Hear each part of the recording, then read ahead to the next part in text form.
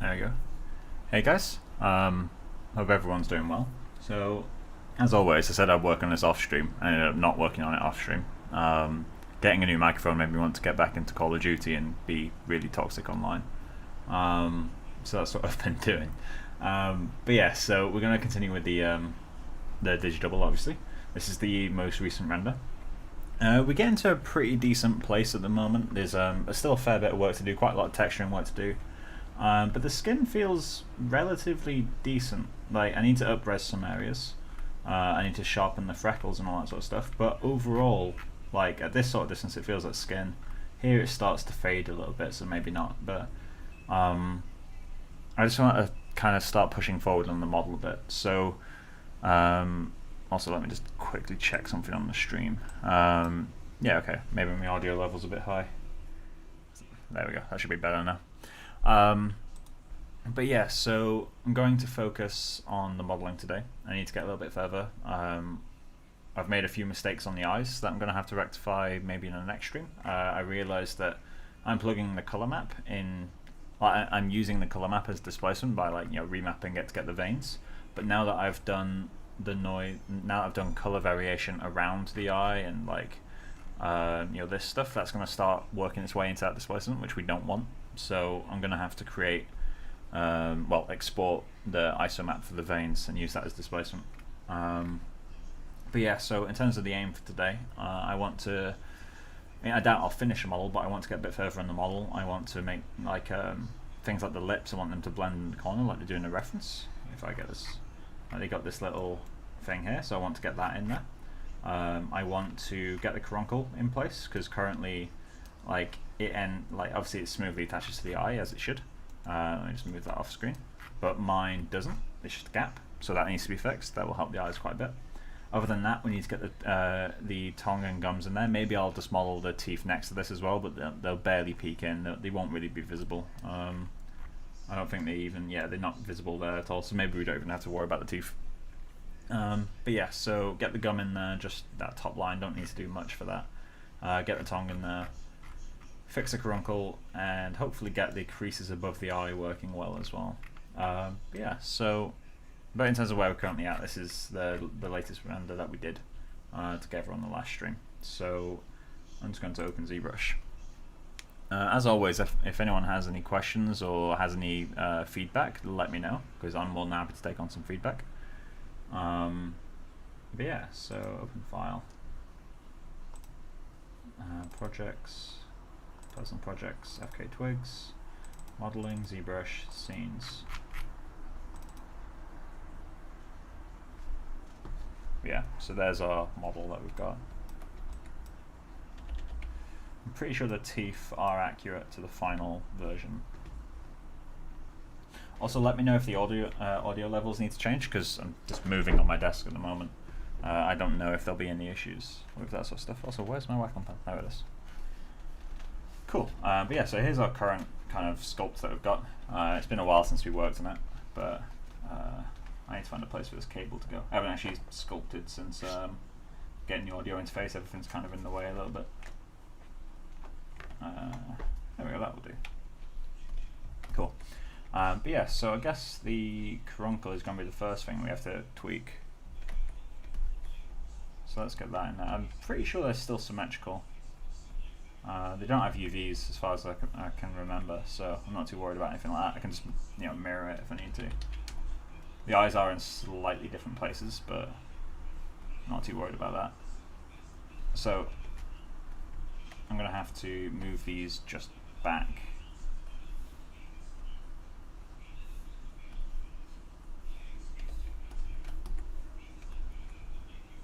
Because they're almost in the right place compared to the ref. Like in the high res lineup that we've got, they're pretty close to being in the right place.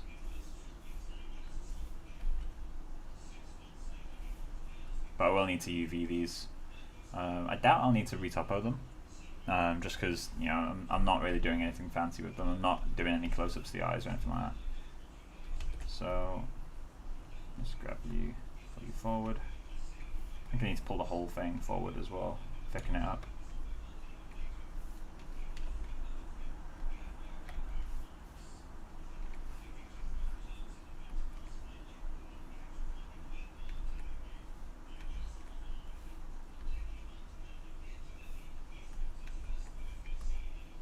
going to try mirror and weld.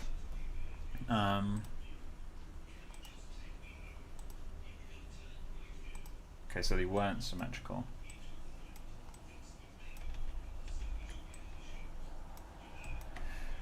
Alright, so obviously I need to break the asymmetry later, but for now I'm not too worried about that. So I'll mirror the geometry and then mirror and weld, because mirror and weld goes left to right and I was sculpting on the right. So you mirror it over so that the left becomes the right, and then you mirror and weld to get it the same on both sides.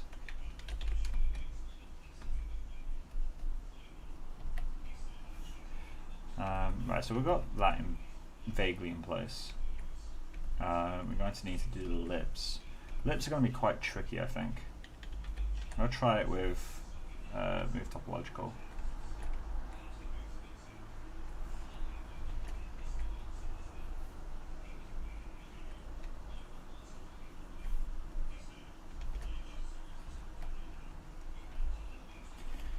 How can I do this?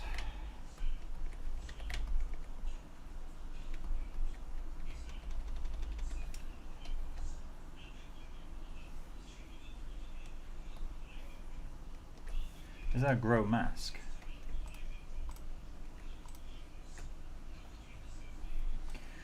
Masking. Grow mask. Perfect. I can use that. And sharpen it a bunch of times. Cool. And let's polygroup that. Polygroup masked.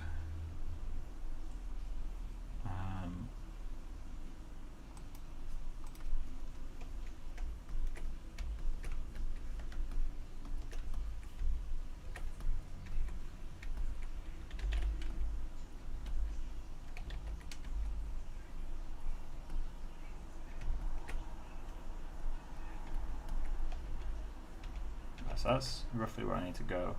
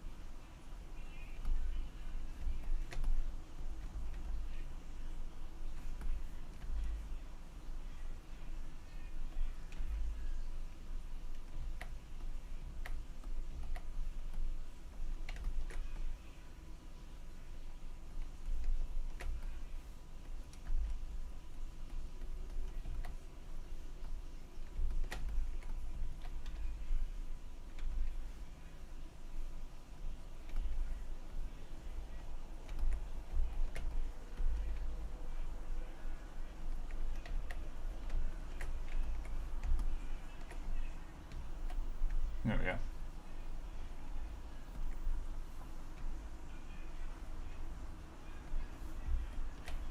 Do the same on this side. I'm going to thicken up the back of the lips.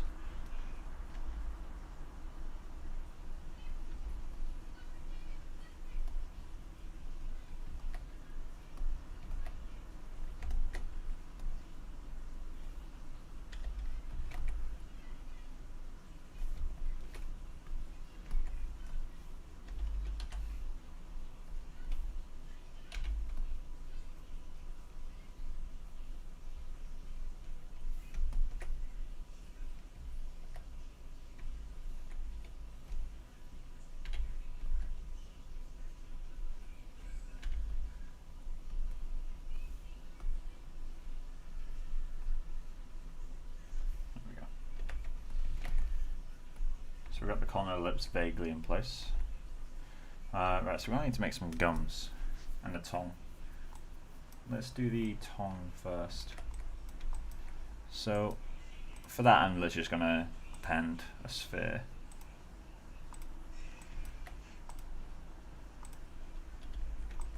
Okay, so it's way down there.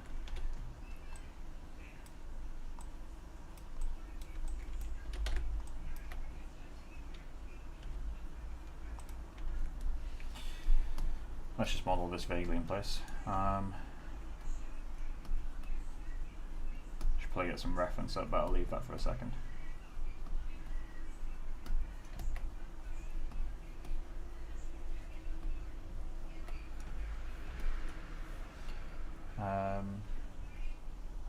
Geometry, zero mesh.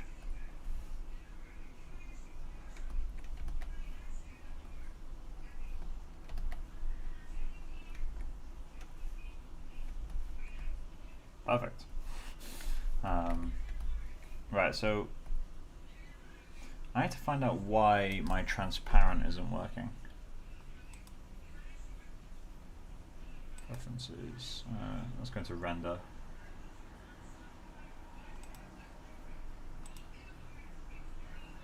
That's not it.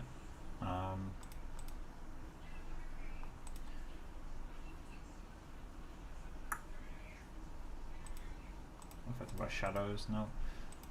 Won't be affected by that. Transparent. That doesn't seem to make a difference. I didn't realise there's smooth normals in here. Oh, that's just for the render. Okay, well, if anyone figures out why I don't have a... if anyone figures out why I don't have the ability to show... what's the word I'm looking for? I'll get it eventually. If anyone knows why I don't have the ability to do transparent, feel free to let me know. It'd be much, much appreciated. So neck is all the way back here. So that needs to go a bit further back.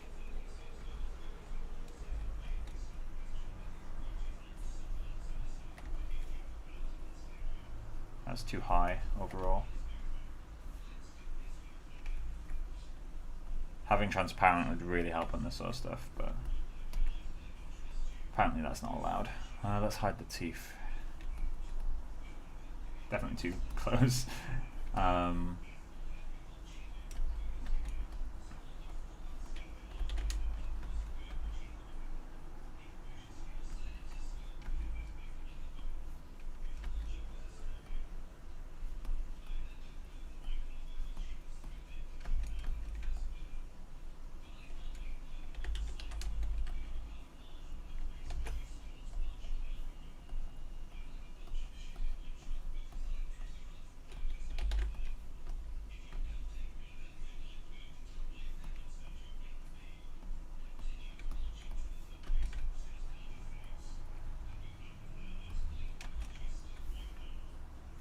This is a very not safe for work looking stream at the moment.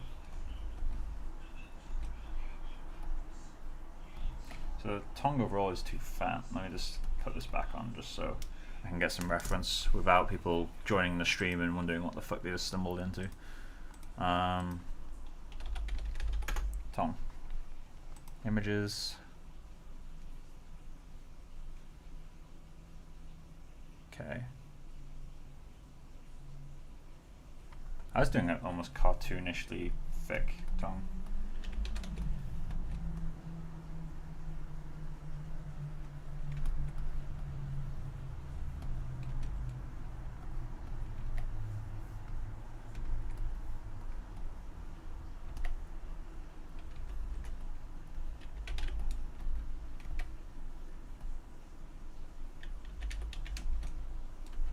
Let's just correct the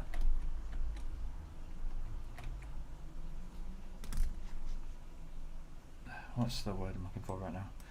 Oh, geometry. 5 people watching at the moment. How's everyone doing? Everyone having a good day or a bad day? An okay day? That is surprisingly nice. The day when ZBrush learns how to connect poles will be the best because they're not in line. When it learns to connect those, I'll be so happy.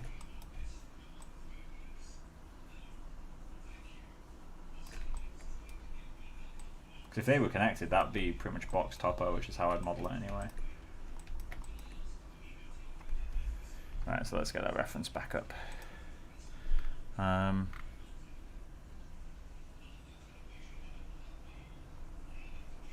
not showing the tongue on screen, or tongue references on screen, because most of it is medical.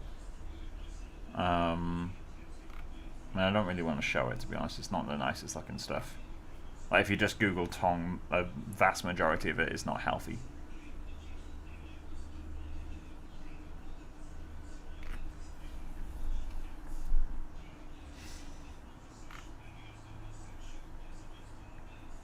Okay, so it's a lot pointier than I've got.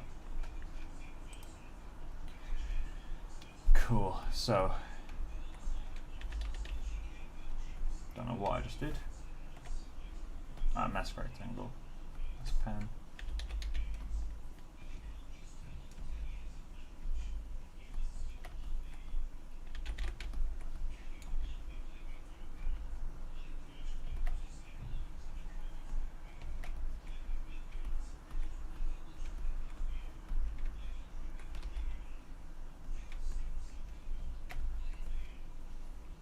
There we go, that'll do.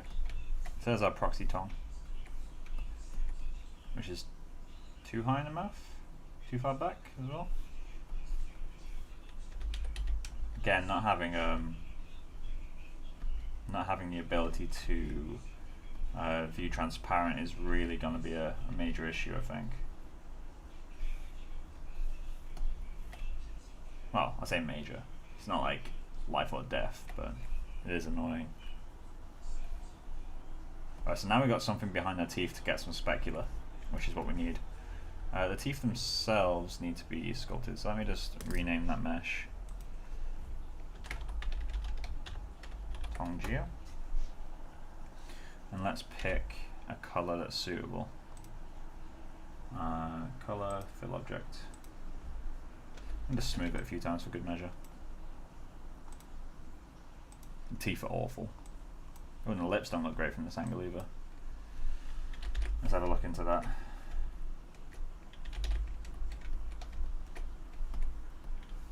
This needs to be a little bit around at the back.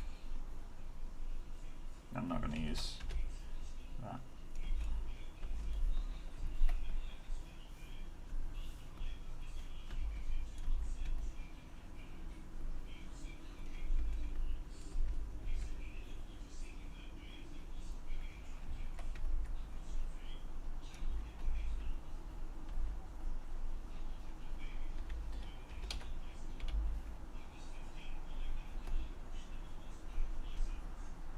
Some of that shading artifact from the texture.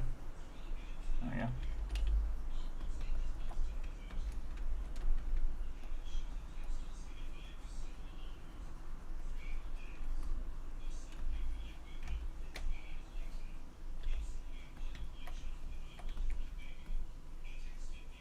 A little bit better.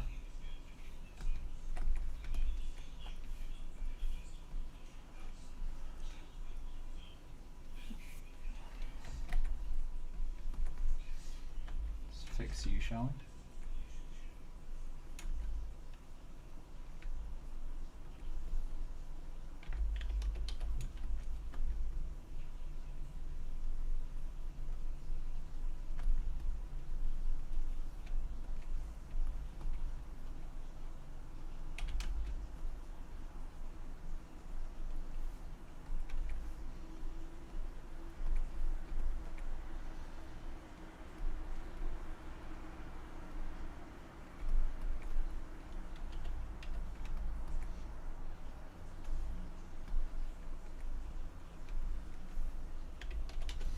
Let's turn off modifiers. Turn off the brush modifier for damp standard. Just add a little bit of a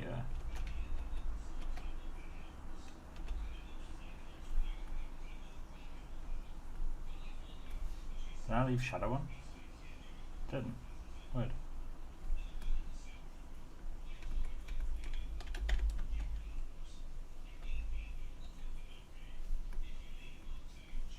Get a little bit of that in there.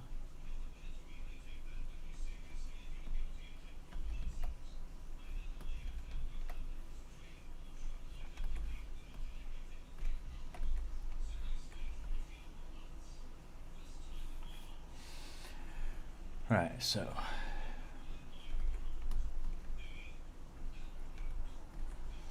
creases above the eye are going to be a nightmare. Might need to bring in the texture for it to work. Let me just let's go into preferences, undo history, turn off saving again. And I'm going to save my preferences. Is it in config? Is it document? That's config. There it is. Still config. Cool. So now I'm just going to save. Add a 1 onto the end of that. So who's watching at the moment? There's 3 of you left. Already losing people. Stream's going well.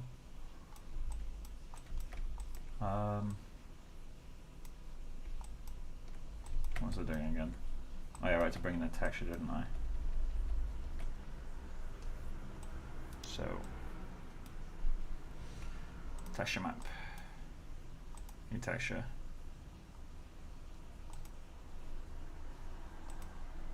Import. And let's just get the first UDIM. I don't need the other UDIMs. I don't even know if this supports UDIMs, to be honest.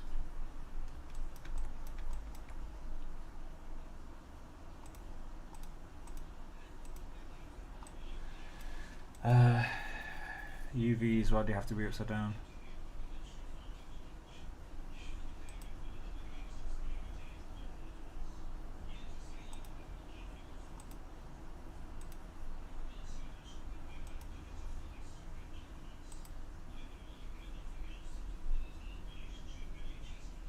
Do I have to re-release this but upside down? Or is there a way for me to turn this upside down in here? So that would allow me to sculpt a lot nicer on top. Because I'd literally just be able to line up my brush strokes to the texture creases. I'd know they're in the right place because I projected those in Mari. Oh, this is beautiful. Let me just Google this quickly. ZBrush, flip textures.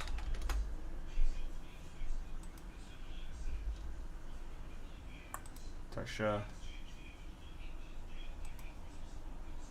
Touchy.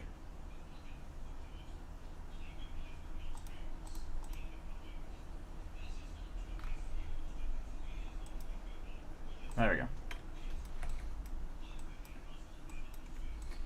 So there's our UVs.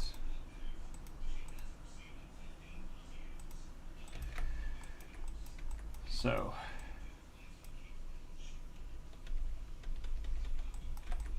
is there a way to transfer this to polypaint? There we go.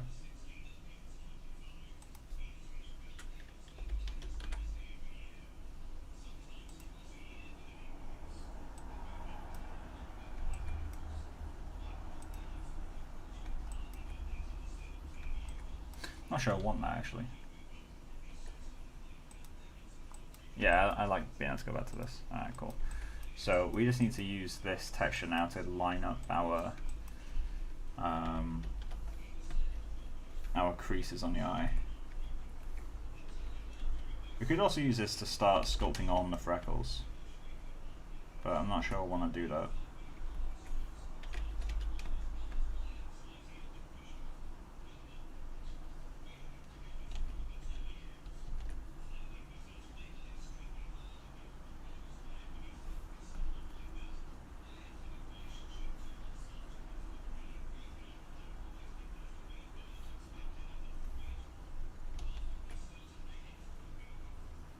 One of those creases is actually pretty close to what it needs to be, surprisingly.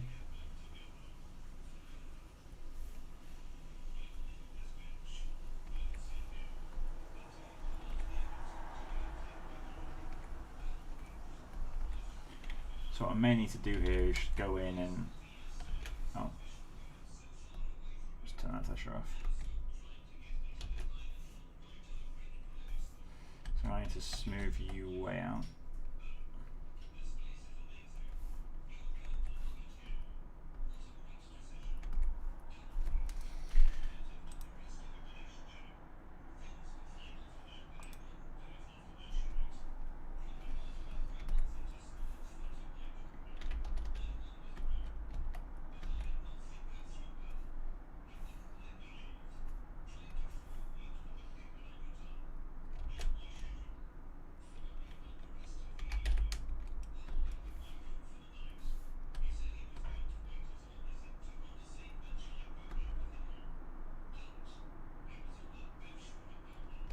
Why am I using that when I could just use the standard?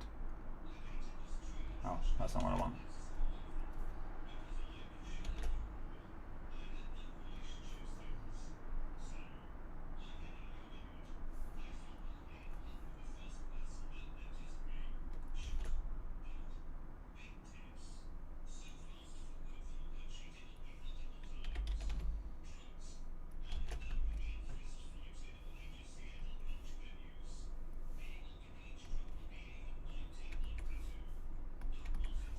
Right, so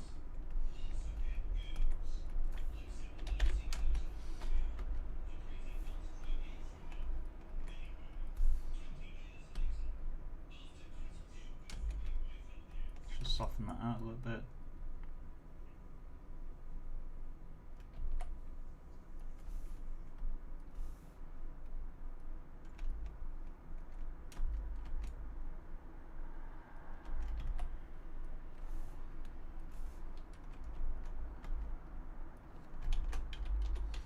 Is there an easy way to get this sort of detail?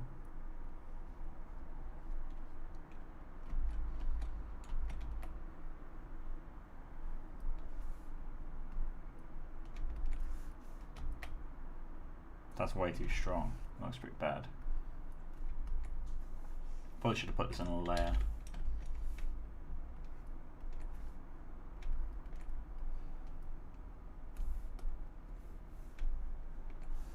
Let's undo all this.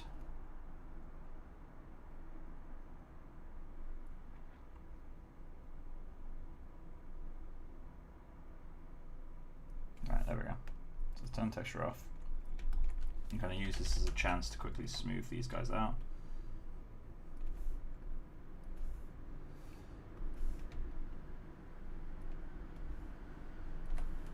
Alright, so we got that. That's working the way we expect. Nice and flat. Let's do the same on the other side. We may need to go down a subdivision level for it to work properly.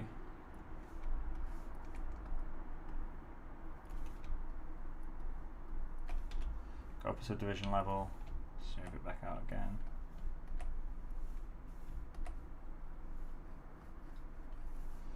There we go. So now I'm going to store a morph target. Oh, I need to create a layer. Although it's weird to add layers this late in, but we need the highest subdivision level active. Don't like that. Name. Eyelid. Turn on record. Cool. And let's just do a quick test, make sure it's working. Because I don't normally work in layers. Because I don't normally work in production environment for this sort of stuff. Cool. Turn off record. Cool. So there you go. Let's turn texture on. Let's set it to record. Turn the texture map on.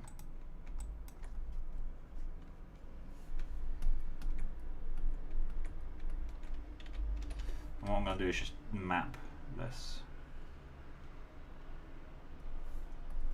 And what I mean by that is literally just drawing where the lines go. Not like that though.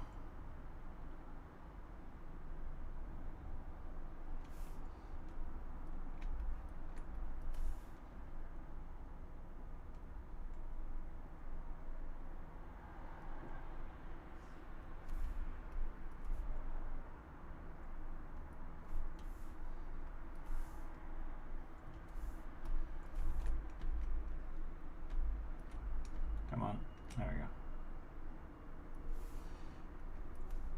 And then we've got a little something here, a little something there, but those can be sculpted in after the fact.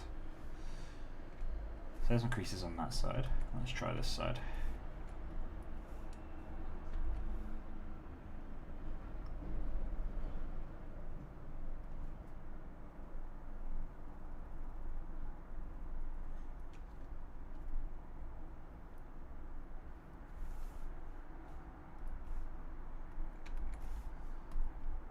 So these line up with the references. So now all we're going to do is do a quick smooth. I'm going to turn off RGB smoothing just because I quite like the just going to quickly smooth over this to get rid of the really carved in feeling it's got, especially at the ends there. And let's go between them with the standard brush now.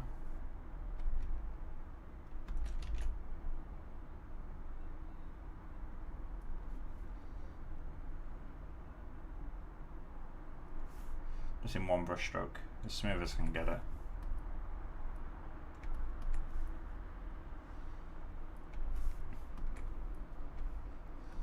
So we may have lost a little bit too much on this side.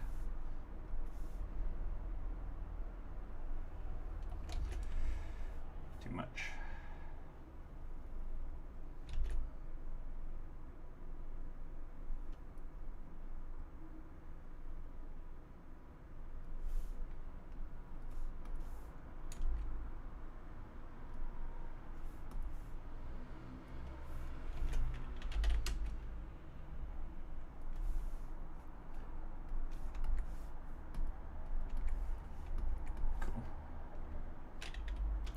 So now what we're going to do again is just get that line nice and sharp, and we will be smoothing one more time. I just want to get that crease in there.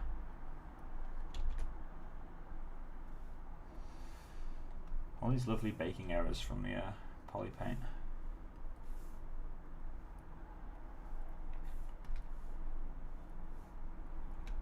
Cool. Then we'll need to go in and smooth out the areas, not just with a smooth brush, but also making sure that it's not lumpy. That's a great way to kill a model, is make it lumpy.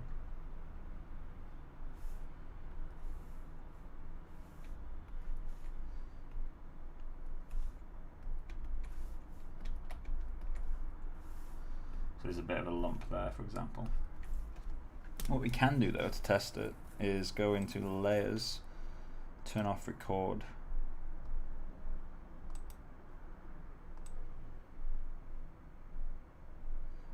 We only need something subtle.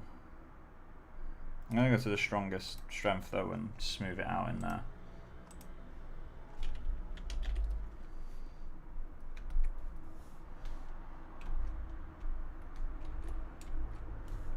Set the intensity super low and just quickly go over that with a smooth brush, especially at the ends.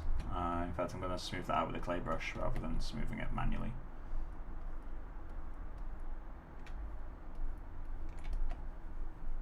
Like that.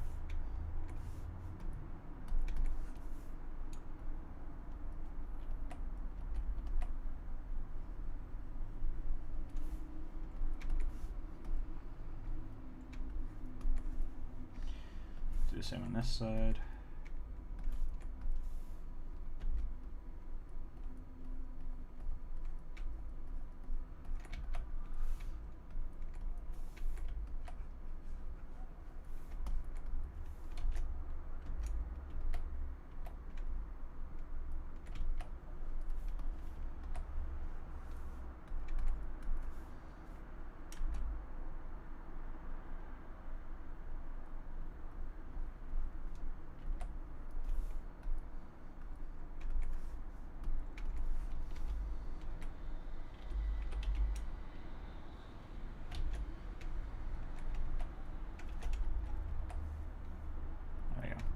Very gently smooth out the layer below.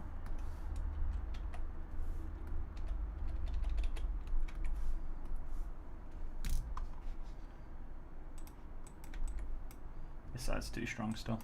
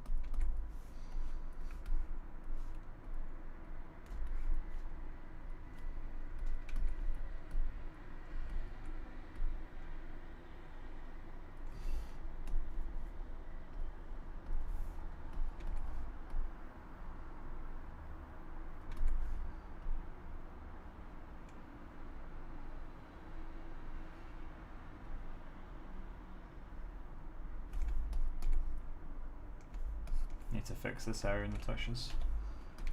Bit dead feeling.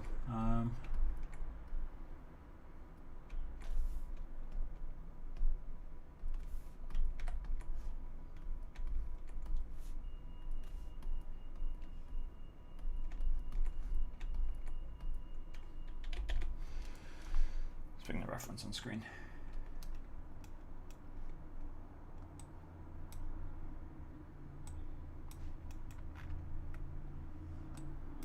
I want to check out areas like the nose now.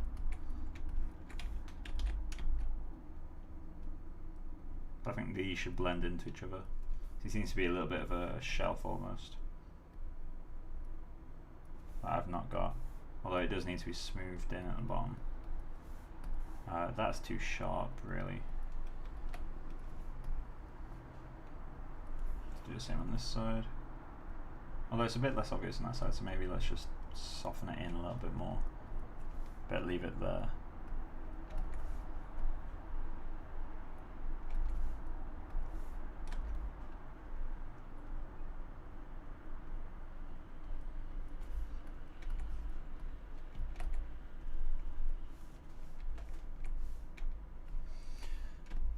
So one thing I've been suspicious about is this angle.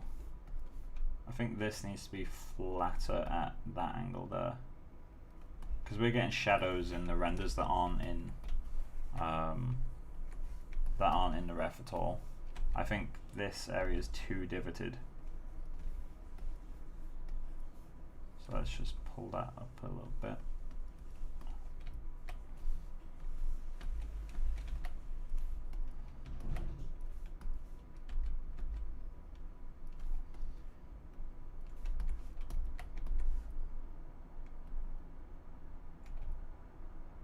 I think that works better for me. Smooth that in. Smooth that in. There's a bit too much of a crease for me.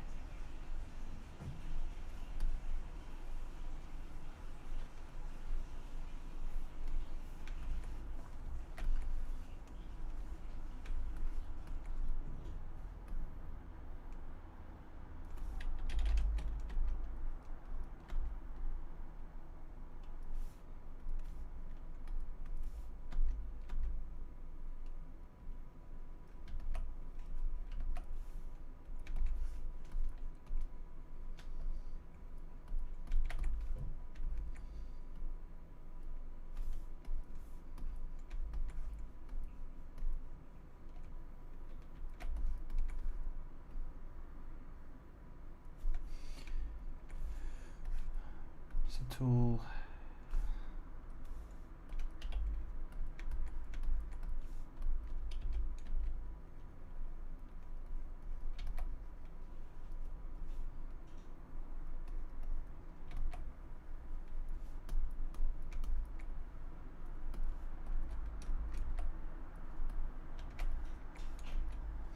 I need to get some pictures of front teeth.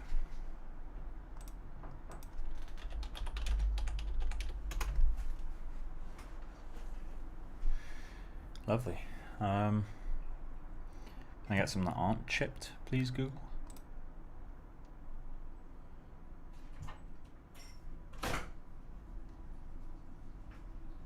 Hello. What? What? What? I said hello. What? What? What? Need to find some good reference of teeth.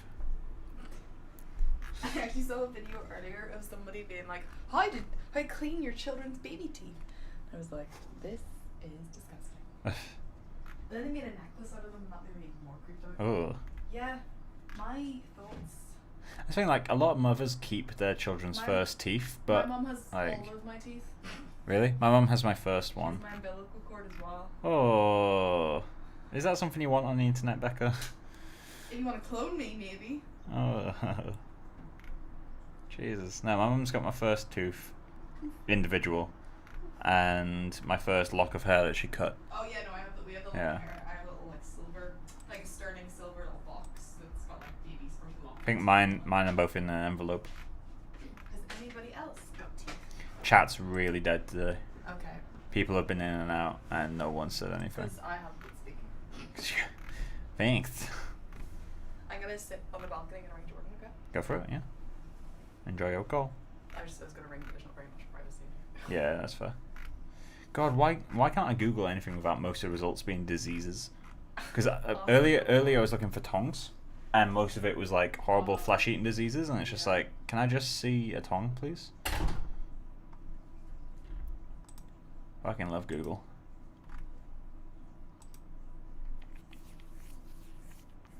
Right, so I'm going to need to smooth that out.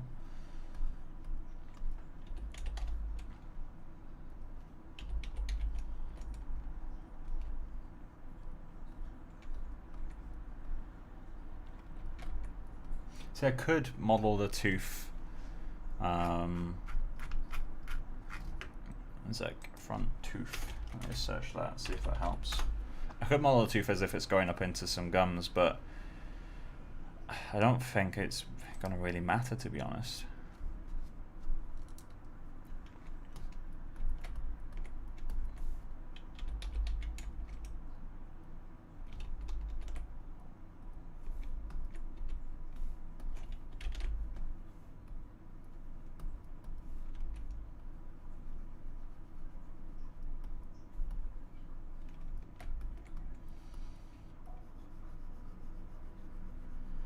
A little bit rounder.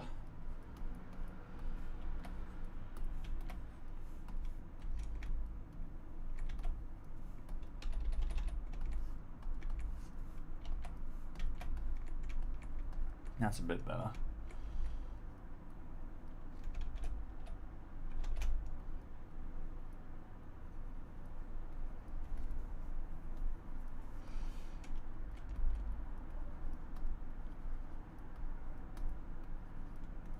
So what I'm wondering is, do I want to actually model teeth and gums? Or do I want to put myself through that?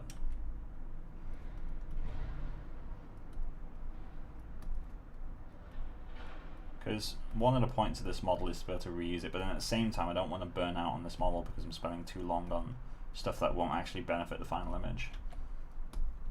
So maybe it's worth me doing like a set of streams that are specifically tailored to doing this sort of stuff.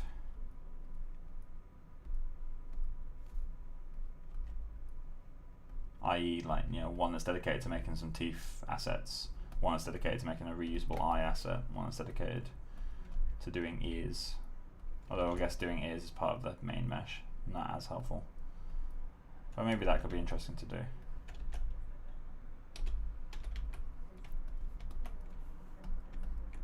Let me know what you guys think, if that's worth doing or not.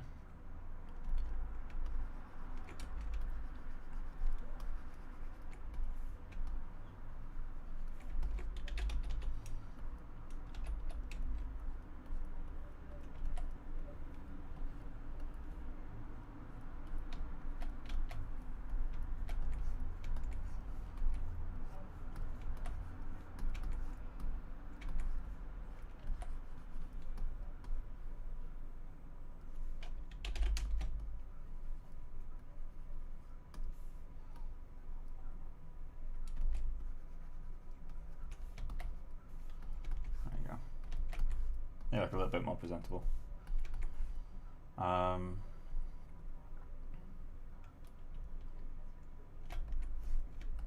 So they may be a little bit too long actually now. So a gum, that's what I need now.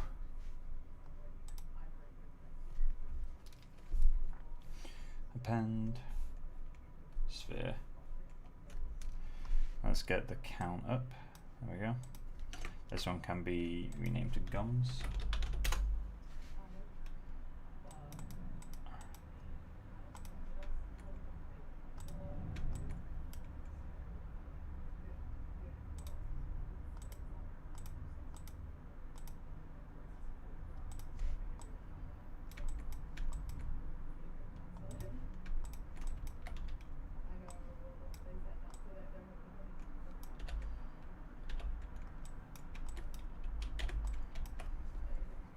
I need to check my document res. Or document, sorry, not document res. Oh, that is set to 150, cool. You're not going to be visible, so I'm not too worried about you.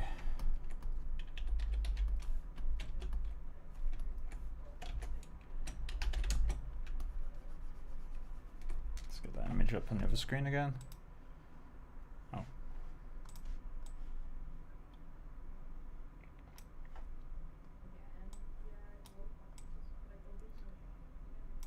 Get that there.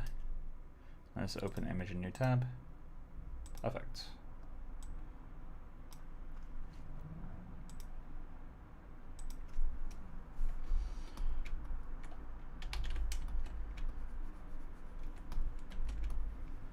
So around here somewhere, I think.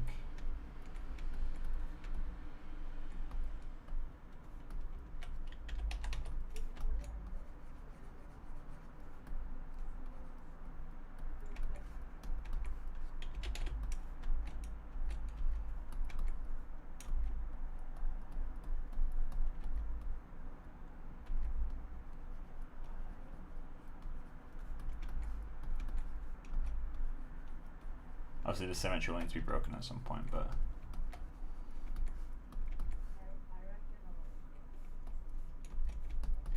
just do one section of gums.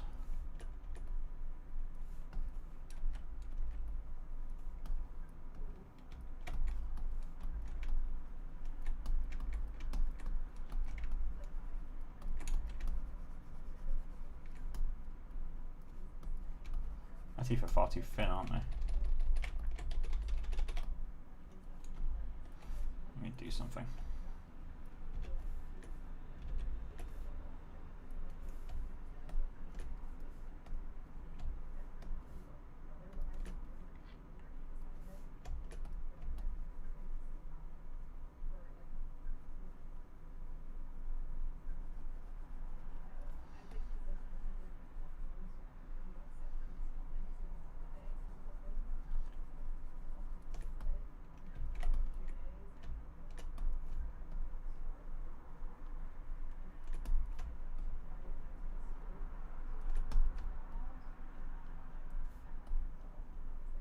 There we go. So we got the front of the teeth masked out. Let's just thicken the teeth out a little bit.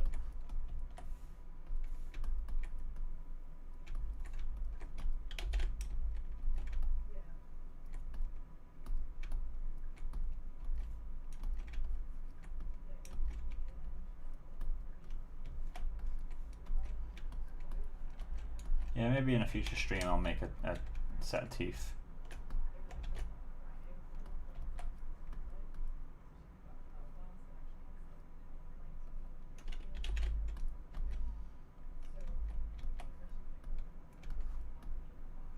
There we go.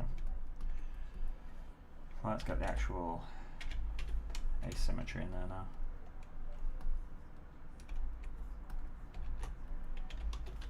ST.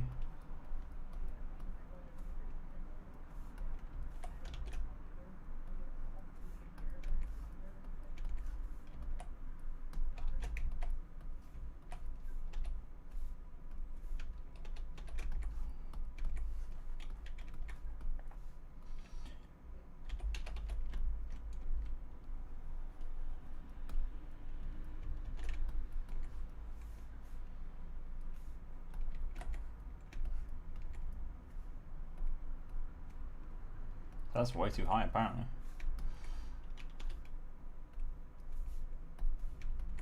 And that's way too low. Something like there is pretty decent.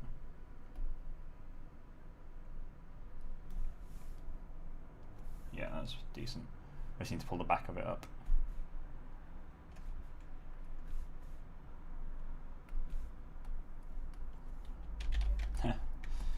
Okay, the teeth are really short. So maybe that needs to go up a little bit. Maybe it is the back of them that... Maybe that's more accurate in this case.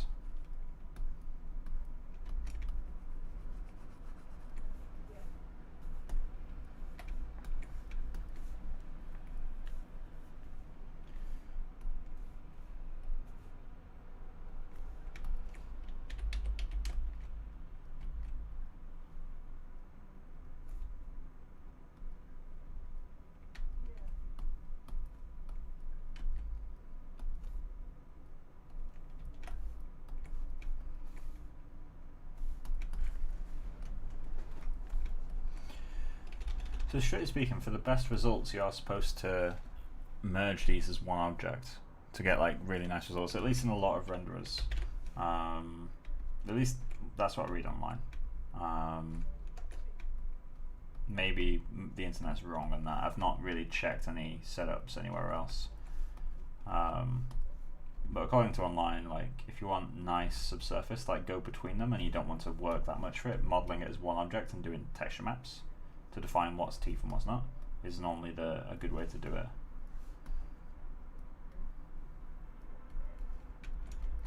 I'm not going to worry about the back of the teeth. Okay.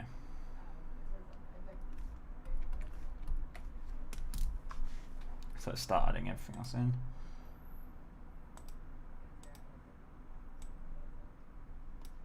Let's move you up.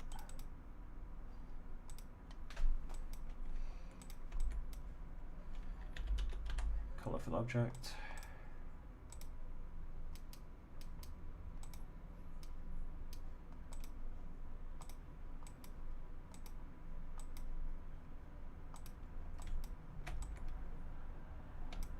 Right, so let's zero mesh you, geometry, delete lower, zero mesh set to 1000. Let's get some zero mesh guides in there.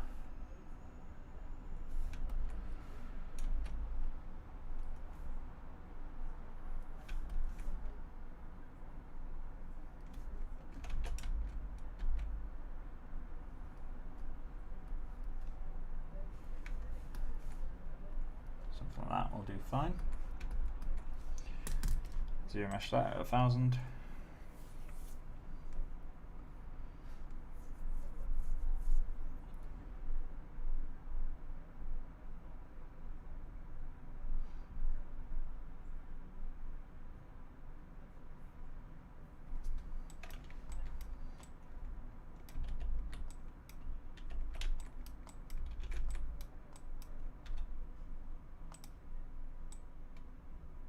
That's alright.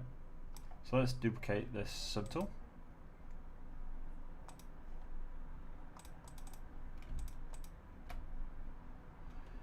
One of them will have zero mesh yet, there we go. Go into turn off solo. Go into geometry, zero mesher.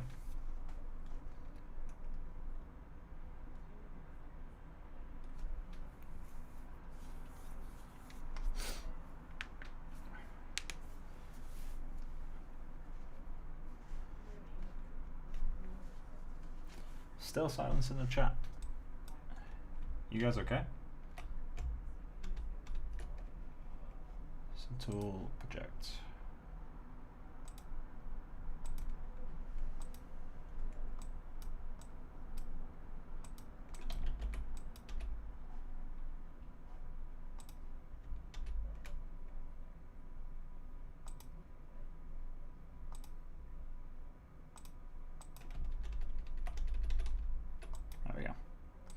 Delete this guy.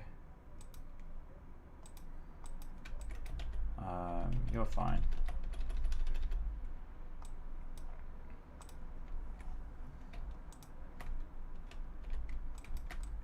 So let's just save this scene again. ZBrush scenes. Just gotta save over that one. Let's mute my speakers while I'm at it. Cool, so I'm going to re-export the displacement of the head.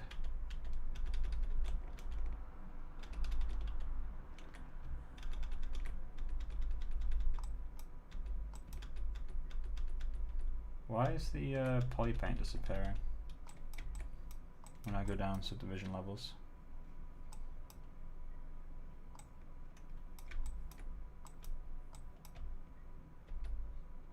I've never seen that before.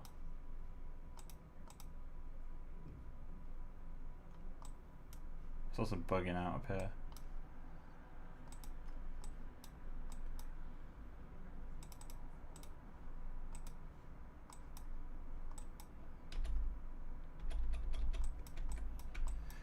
Very strange, but okay.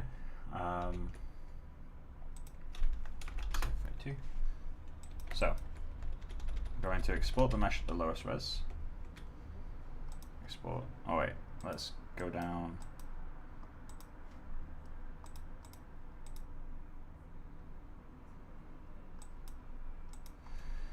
Export this. Exports. Is it modeling? I was exporting them, right? Exports head. So D0.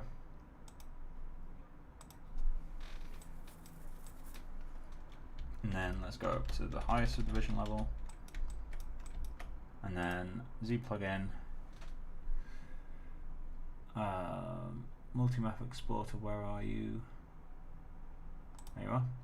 I'm just going to quickly delete my displacement files. So let's go into not software, projects, custom projects, FKA twigs, then texturing, FKA twigs, head, disp. That's not what I want. Z disp that I want. I'm just going to go and delete all this. So now I can just export and then reconvert. So 4K, that's fine. Displacement at 32-bit EXR with smooth UVs turned on. Absolutely everything else is the same. Create all maps.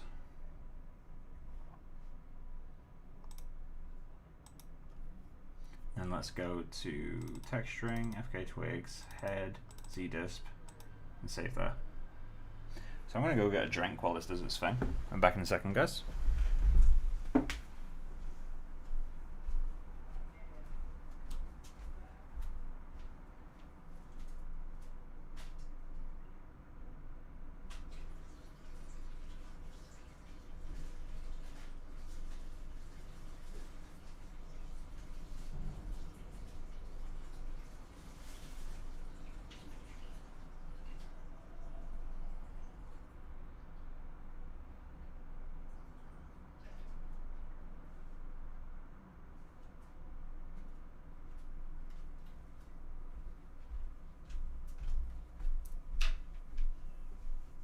That was finished quite quickly.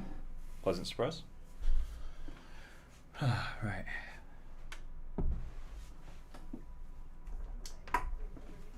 There we go. So, got that sorted. I need the caruncles re-exporting in the correct place.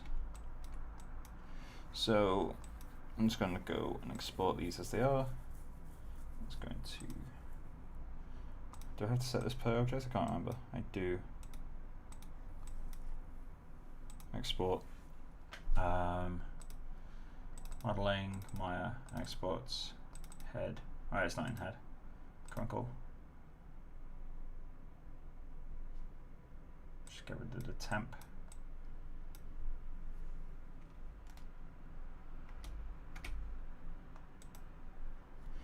Cool. Teeth changed, so let's get those.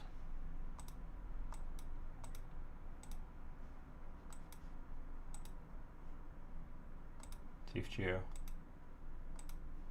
We've now got the tongue geo and the gums geo, both of which need to be exported.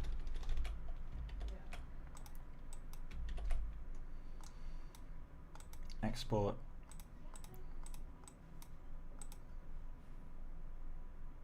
Gums obj, gums underscore geo obj, and the tongue. Oh wait, did I just export that? No, I didn't. Alright, cool. Same for you.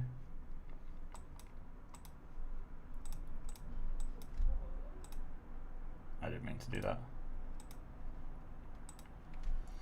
Export. Tongue geo. Cool. So that's all that done. Got these sorted now. I'm gonna move this off screen. Close you. Right, so let's import our new mesh. So I put it in here, didn't I? Yeah. And then it was that one. Exported today, so that's the right one. Let's check if it has. Well, it won't have the UV sets, so what I have to do is blend shape. Head temp. So let's get the head. So it's blend shape 2 is what you click, right?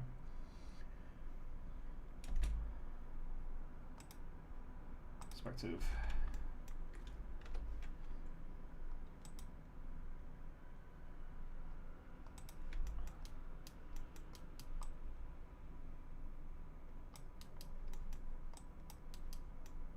Not much will have changed at this level.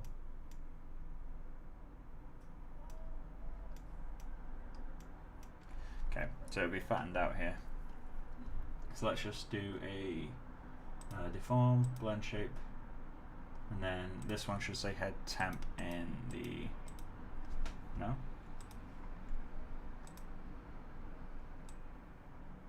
Right, so that's not what I want. Oh, did I accidentally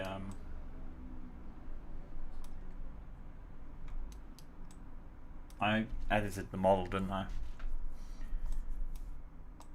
Just gonna have to take the low res from here. Oh god, okay. So I'm gonna have to re-recover our sculpt, export selection. Let's go into, we might be able to get away with just a displacement in this case.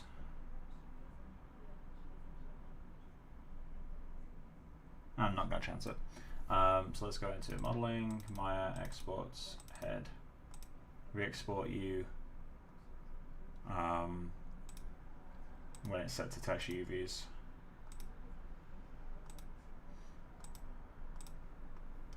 Cool. So set to texture UVs, so I can export you. Modeling Maya, exports, head, texture UVs, export selection. That's fine. Go into ZBrush. Duplicate you. You got all the subdivision levels, right? Yeah. For whatever reason, it doesn't keep the polypaint. Go down to the lowest level.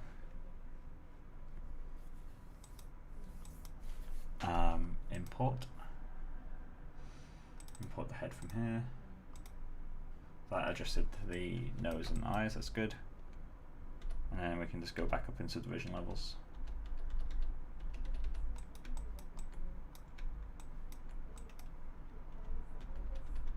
So what's the difference between these meshes? Okay, so the lips, I need to re-recover the lips.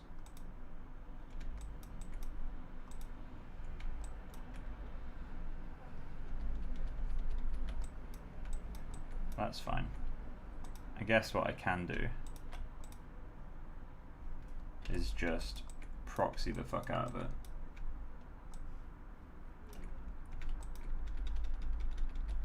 I don't know why that's happening. So we just go in, we play build up, add a little bit of volume here.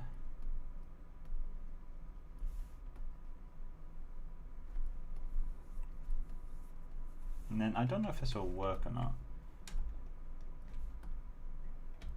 Let's mask it. And then project.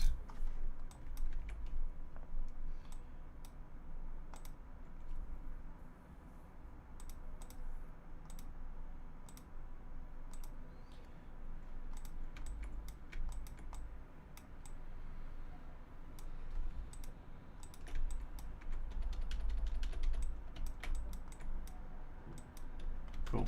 So let's just go to the highest subdivision level on both.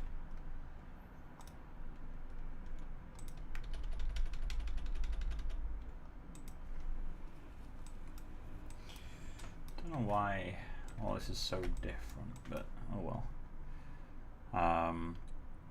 Then all I want to do now is just project the color.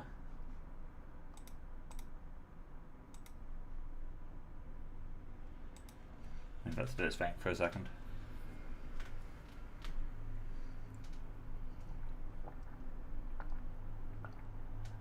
Now I need to re-export the disp as well.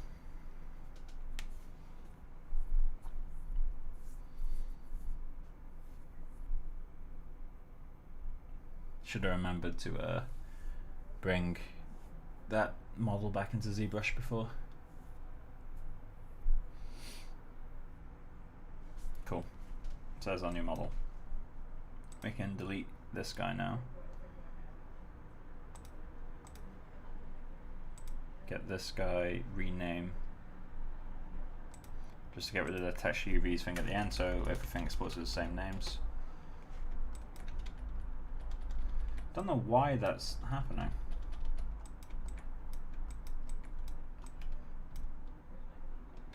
Either way, save this scene. In modeling ZBrush scenes, I'm going to add a number just because things could have gone wrong there. Saving 1033.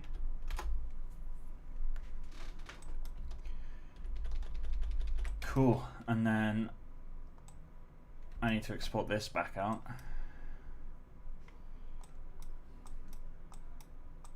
Export, turn off those two. Maya exports head, get you, head sub D0, that's good.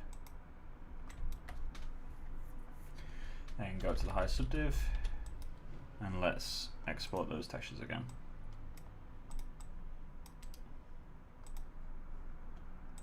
Cool. Grail maps.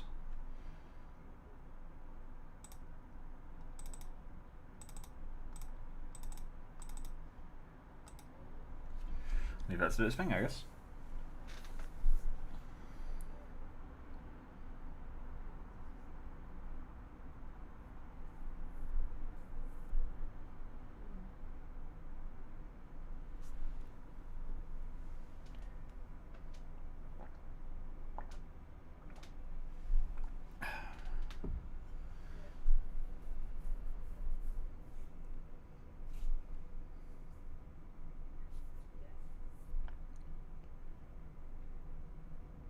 Cool.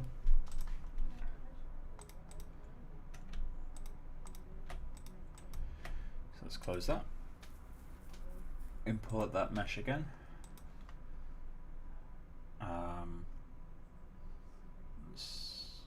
Is that the right one? Yeah, it is.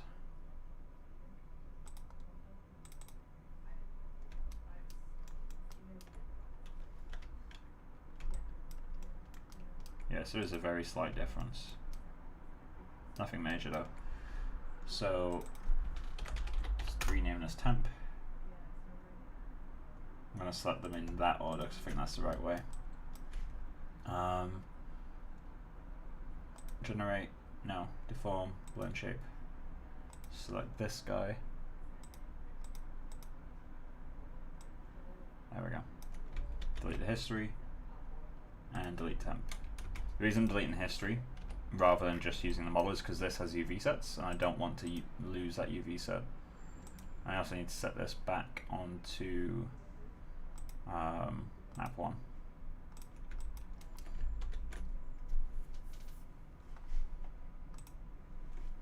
Cool. So we've got that sorted. We need to bring in the teeth. So I'm just going to import, go up one. Let's go, where's teeth?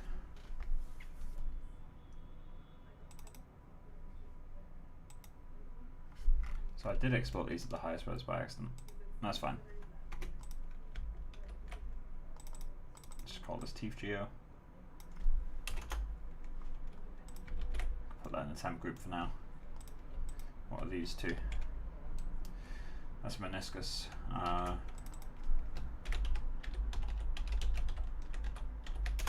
That can go in the temp group as well because we haven't finished it. I need to import the gums and the tongue.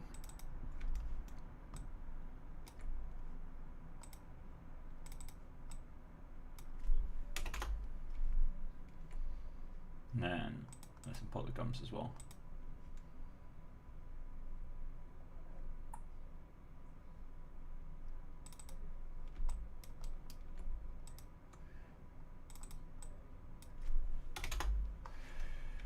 Okay, so we got those. Let's just name space editor. Delete all this shit. That was quick. And then we can fix the names. Cool.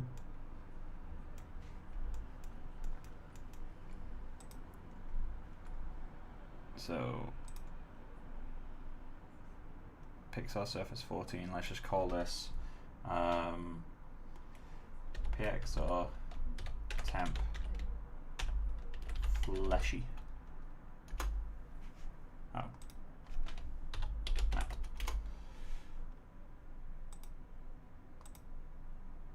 I need to import the new chronicle, don't I?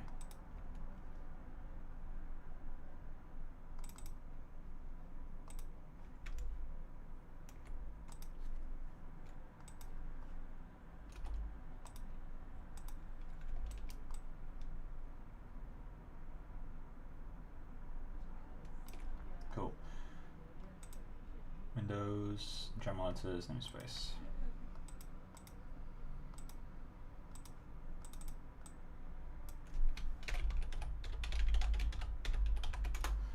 Okay, so let's drop that in the temp group. And we're going to assign, where did I create a teeth shader? Did I name it teeth? Yeah, Pixar teeth. Get the gums, tongue and caruncles. Assign Pixar temp fleshy. There it is. I need to go and turn on smoothing for these, I guess. So render man. So that's camel clock. I don't need to do it for teeth. Do need to do it for the gums though. And the tongue.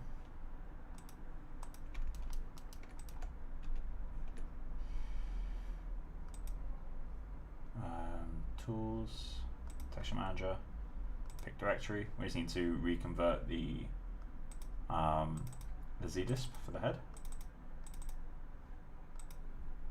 Get all those reconverted, and then we can start rendering. Just as a test and see if everything's worked or not.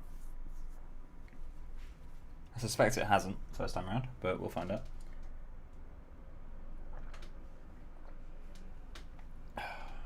Cool. So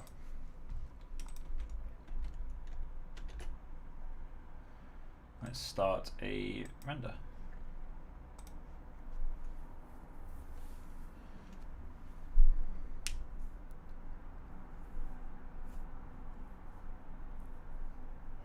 I suspect that in the next stream we'll probably start blocking out grooms, by the way.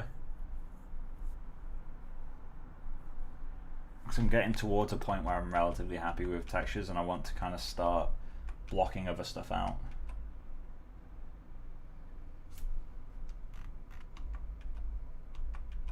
That might actually be blending. Tongue is too far back. Gums are not visible, at least at that amount of noise.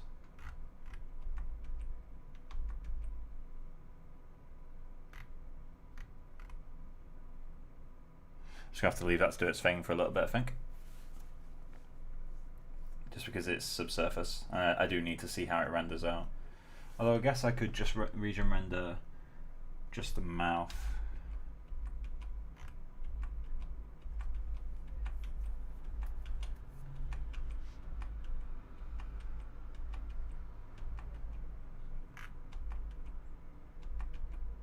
The caruncles feel a bit better.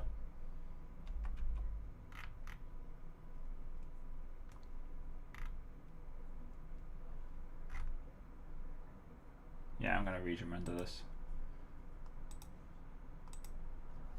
Start an IPR. Let's do like random regions around. Give that a second to do its thing.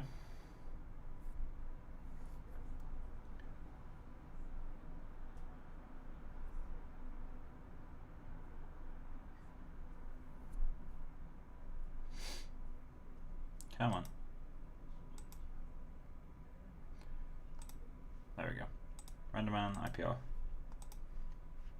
We can just delete that. What I'll do is I'll let it do a few passes, just so we have a relatively presentable image, and then I'll region render the areas that should have changed. For example, the eyelids, the nose, although I didn't keep a lot of those changes, so I might have to go back in. re-sculpt some of that stuff.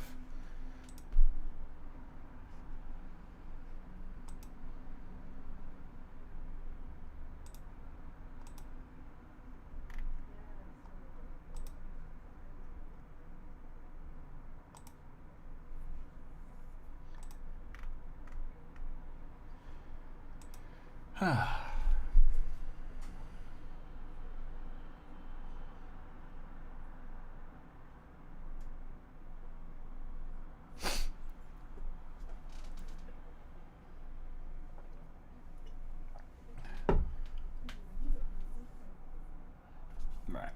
Once this pass is done, it'll be clean enough for me to warrant doing some other shit. So let's do the whole lips. Get some extra context in there. I'm obsessed with the word context, but you'll understand why once. I guess, hopefully, you'll understand why at some point. So I think the right side is working relatively well. The left side is not.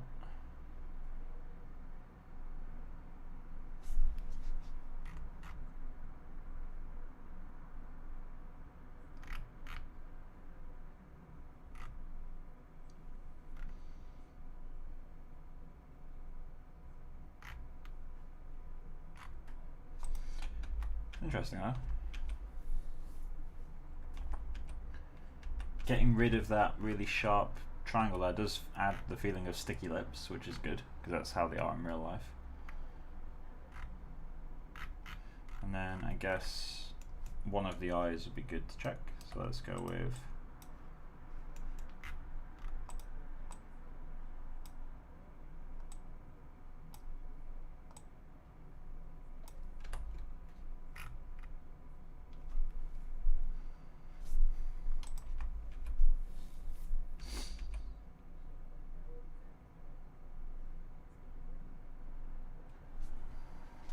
I also need to make the iris just a tiny bit bigger on a few of these.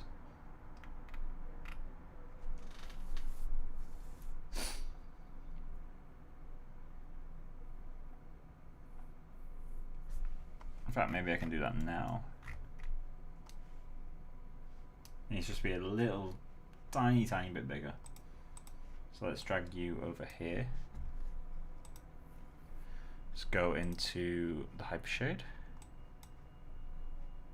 I guess I can do a little bit of this on screen. So why are you not graphing? There they are. So we got isosclera.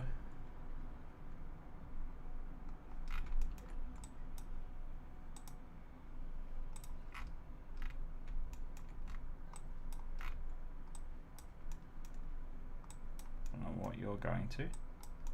What's all this appear?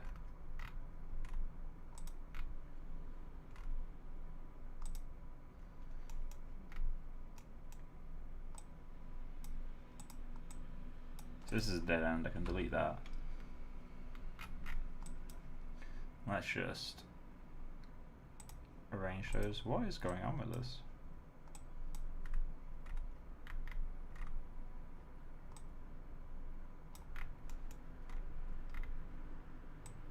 Why is it arranging it like that?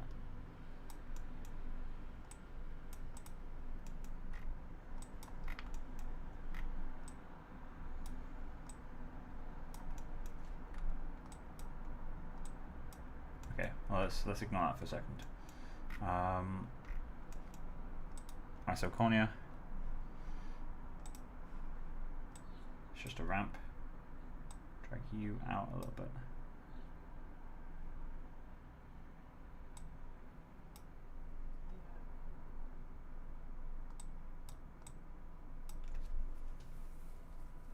So it looks like I'm going to need to make the iris itself a little bit bigger, as in the actual iris geometry.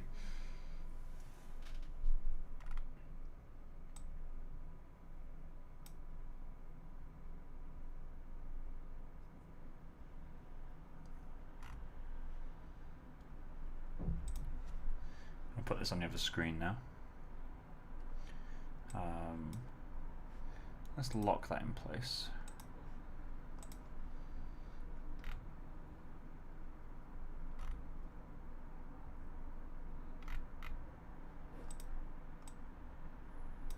How's this side looking now?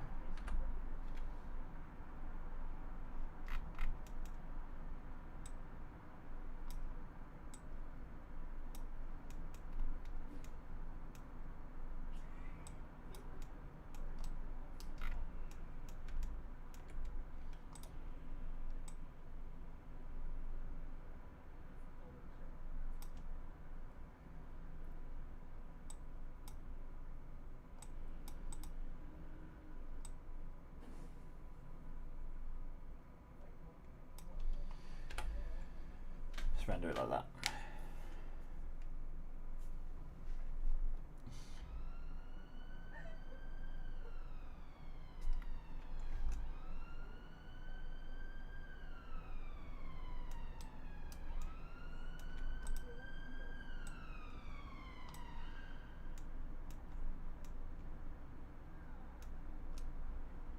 Let that do its thing. Meanwhile, open YouTube.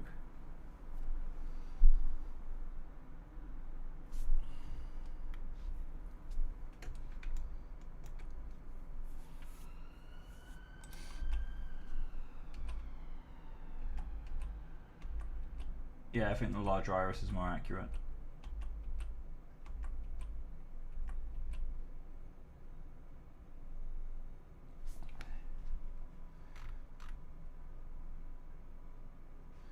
Yeah, because it doesn't, like, it just touches it. You don't really see any white. I think you do see a tiny bit, but it's hard to tell if that's a highlight from the meniscus or not.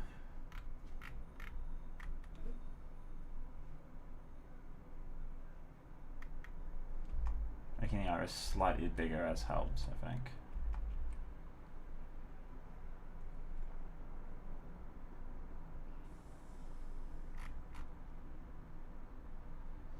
I need to sculpt the cornea a little bit to get this more accurate. Currently it's way too large.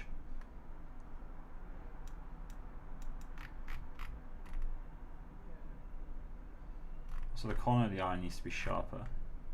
I know we've got eyelashes in the way, which actually I really am debating starting the groom soon, just because things like the eyelashes really are throwing me at the moment.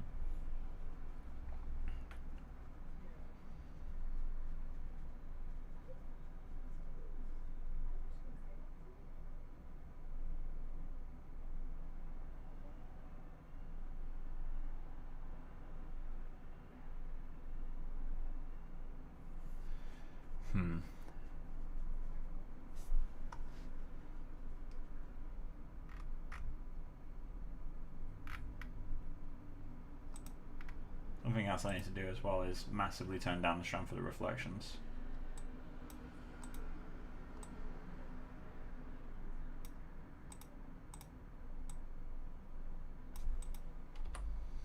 So let's do that.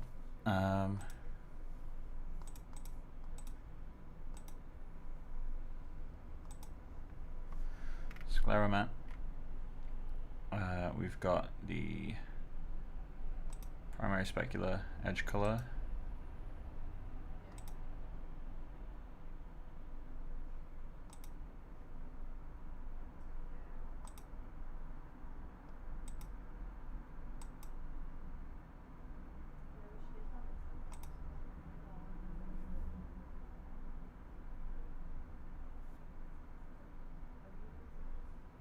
How was I doing this?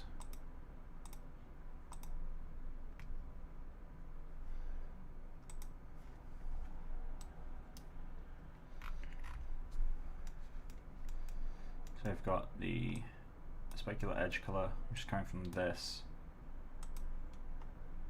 Didn't I change it at all?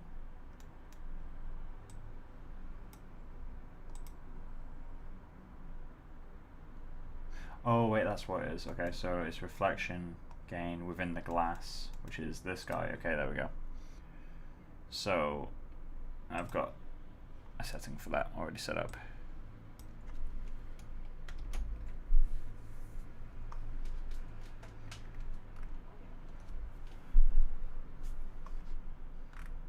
So the reflection is very, very subtle on the eyes. This shadowing stuff, I'm still unsure if I want to get that from textures or not.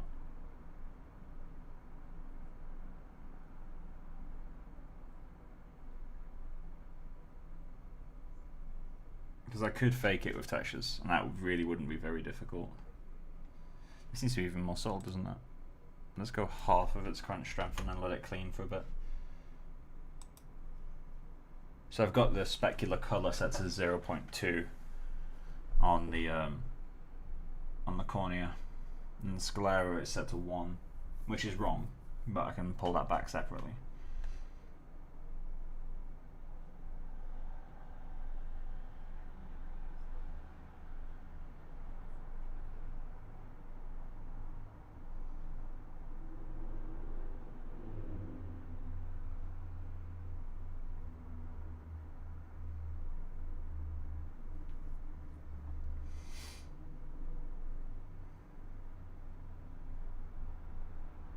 So that's looking a little bit more promising to me.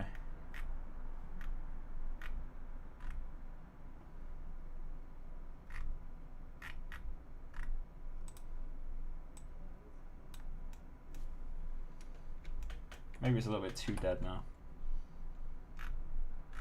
Oh, it does make the eyes feel a little bit nicer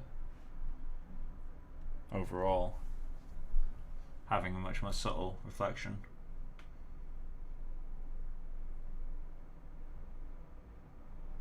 Maybe it needs to go a little bit higher than it currently is. Yeah, let's go for 0.3 in specular color.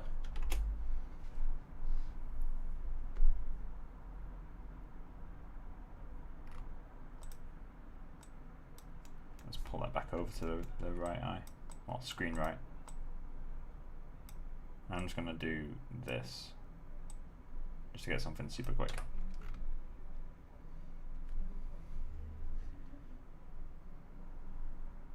And obviously, my HDR isn't set up to be the same as this lighting. It just happens to be similar, but it's not the same. I will have to kind of customize the lighting a little bit, play about with the HDR.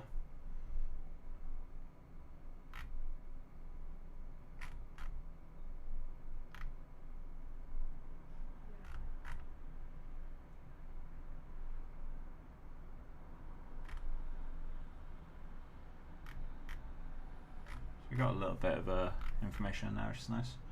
We do need more of a color gradient. It's also out of focus, so we will need to blur the final image, which is a shame.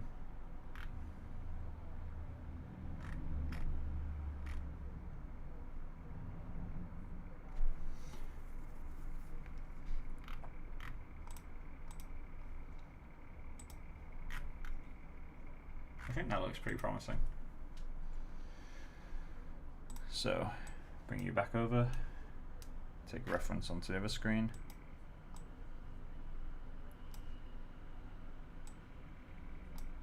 Might upgrade my second monitor at some point within the next few months, I think. I'd really like to have 2 color accurate monitors. I know I don't need it, but it'd be nice. It would help quite a lot with look dev work as well. Which I do want to get, like, develop a bit more in my free time now. So, what else are we going to need? Well, we need to model the caruncle, so I'm going to do a little bit more work on that. So let's go into, let's just scale this up. Cool.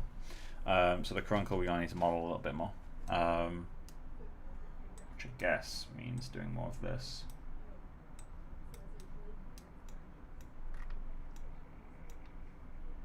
Back to ZBrush.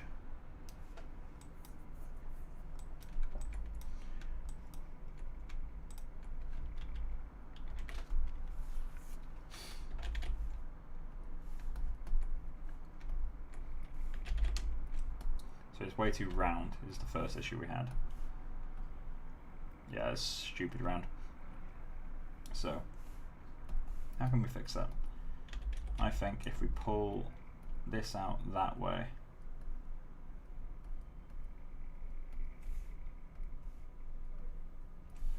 And we can just sculpt that back in, smooth it once. We're going to need it to pull in more over here as well.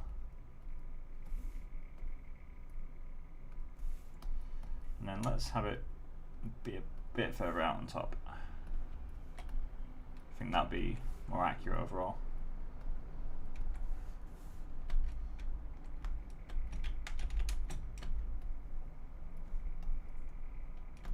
And this line that we've got going needs to go further down.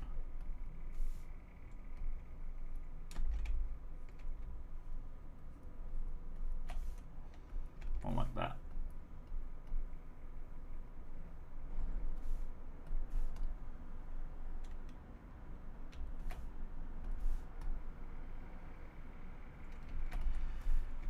Cool, so let's export those back out. Let's quickly get them thrown in. See how, if they look any better or not. I just want to make sure I'm going in the right direction, really.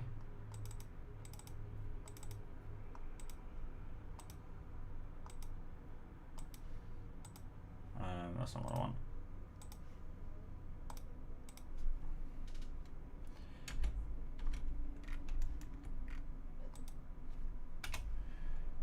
File, import.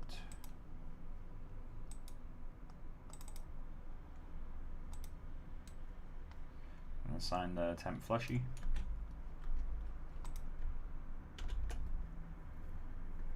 And then let's run another IPR on that.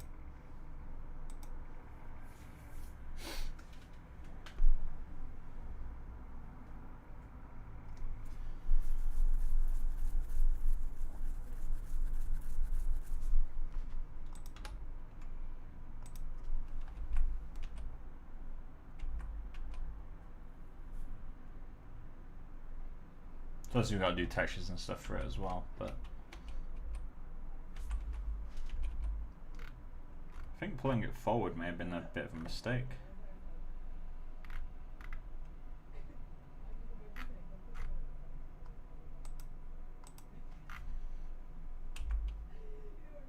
Let's just do a bit bigger of a region for that ever important context. Let's do that.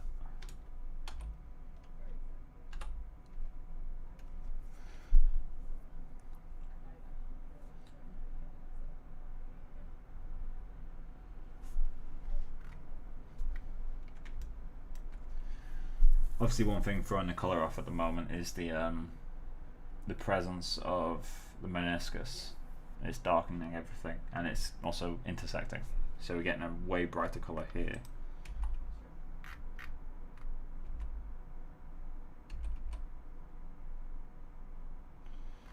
Yeah, this is too much. Also feels like it needs to be shorter. This feels a lot more compressed.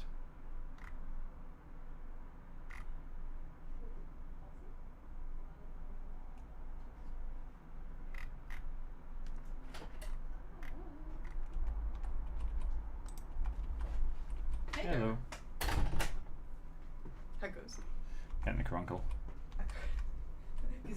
You really love that word, don't you? Having the extra depth on the You got debt. Depth on the wrinkles is helping quite a lot. I always put these in the wrong way. There's nobody talking. Oh hey Ian. Hey, we finally got our first message. We are 1 hour and 40 minutes into the stream. 5 concurrent. And we got our first message. It's very cold. That might be a record.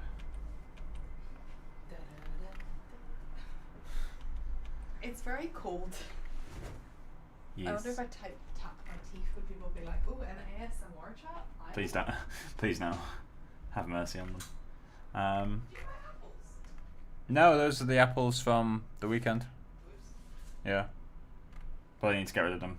No, they're fine. From the previous weekend? Yeah. But they were already pretty close to dying, right? No. Alright. I'm surprised. They're apples, Mike. Yeah, I thought they were already quite close to dying. No. I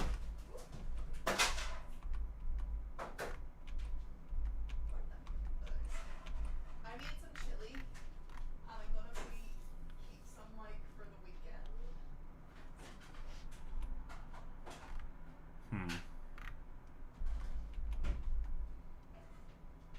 really like the way this side looks with the meniscus covering it. So I'm going to quickly go in and alter the meniscus a little bit.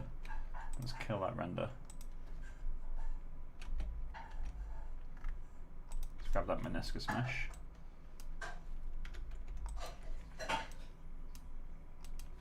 All of the cutlery is like in this pile.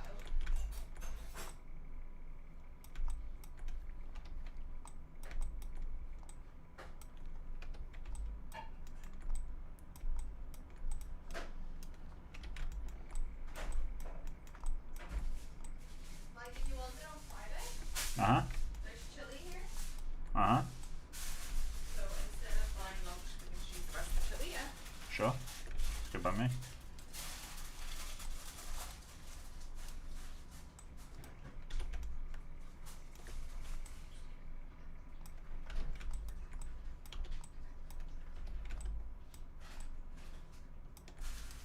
Right. That might help. Go on that. I just want to see how big of a difference that meniscus makes.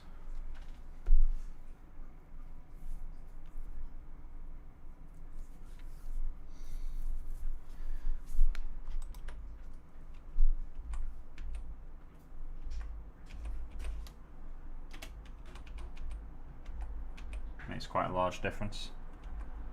Really settles it into the eye. There's a really large difference actually, Jesus.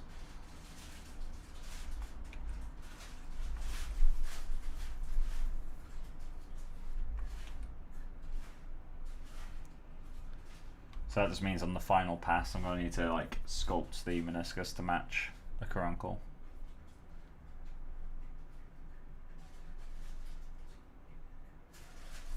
So is the caruncle supposed to smoothly blend in? Is that how that works? So it should be one mesh, which I can't really do at this stage.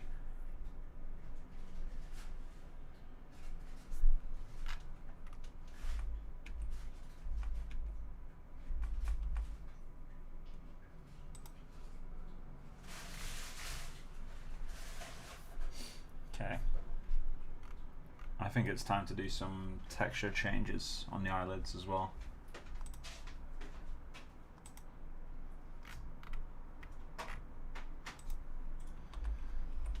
Hey Becca, like how big of a difference just moving the water layer in front of the caruncle makes? Oh yeah. Surprised me.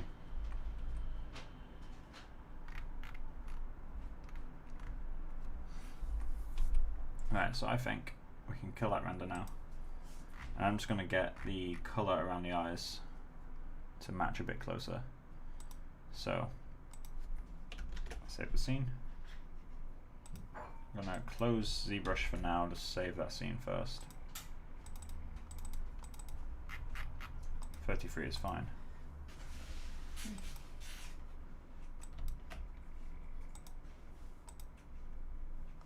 Let's get Mari open.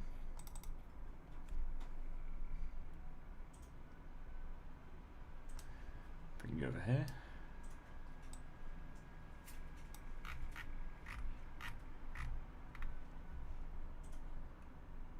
Let's check. Yeah, that's fine.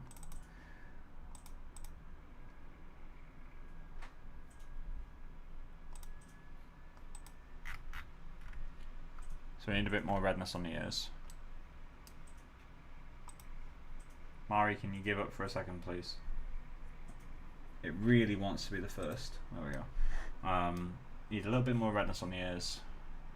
This side's mostly okay. Oh, I need to get the depth of the ear. Okay, I'll come back to that in a second. Let's make these changes. Yeah, so a bit more redness on the ears. And then we need to go back into ZBrush and sculpt that depth in. And then I think the next stream, if this all works, the next stream I'll start Groom, I think. It'll be an iterative process, but it'd be good to start soon. Right, so let's get into Mari. And we've got our Let's go to objects, unlock the head object, then go into node graph.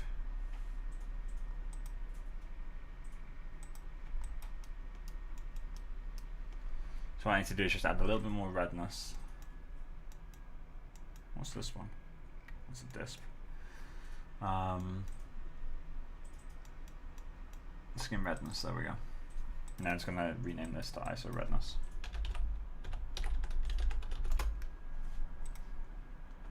Cool. Let's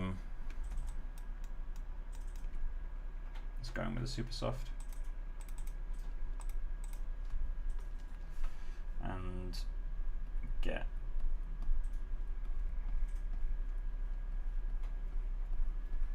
a little bit more there.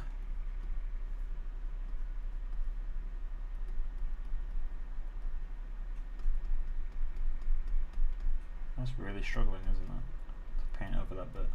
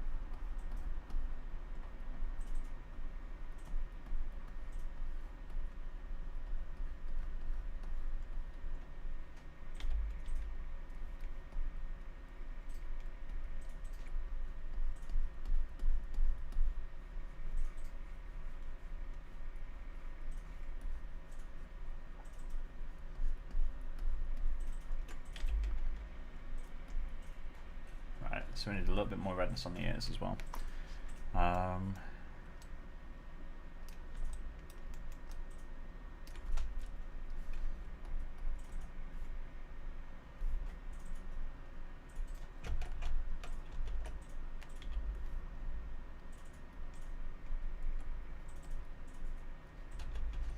That bit maybe.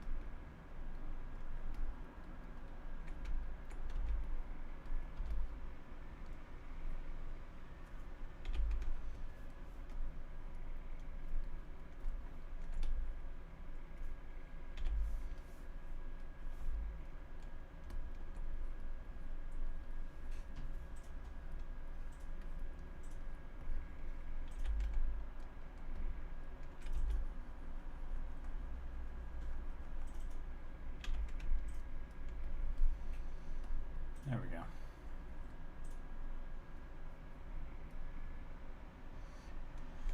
I guess now's a good time to fill in the inside of the mouth, right?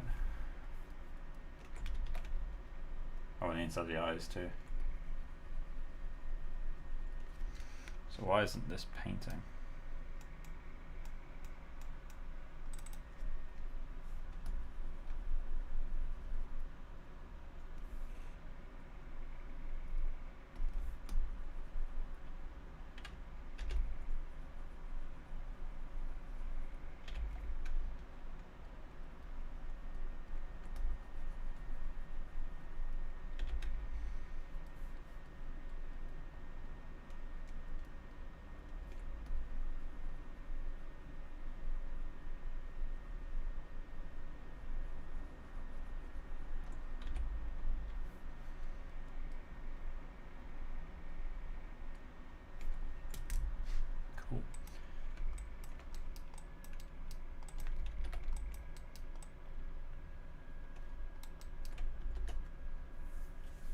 Right, so let's export that back out.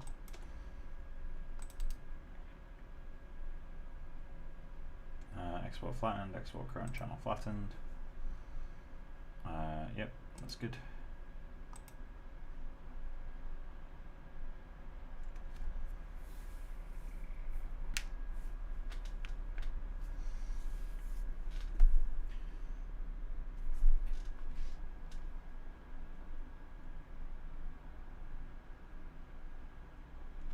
Cool, that's done. Save the scene, close it, archive it.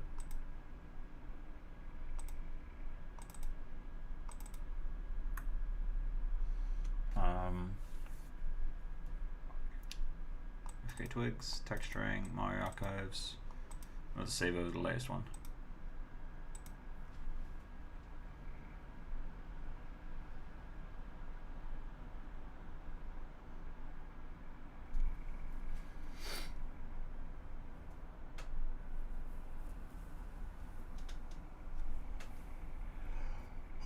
Right, while that's going, let's go into Maya and let's texturing, FKA twigs, head, col, delete the text files in here.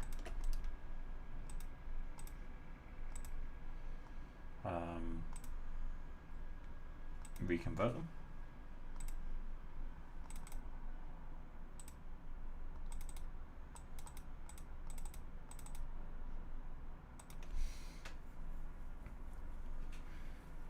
Then we can just do a quick region render around the eyes, see how that's doing. I won't bother with the ears yet because I need to sculpt those in.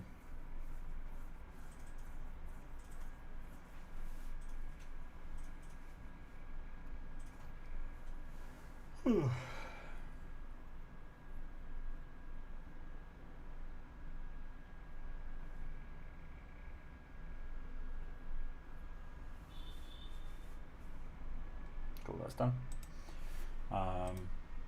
Start an IPR.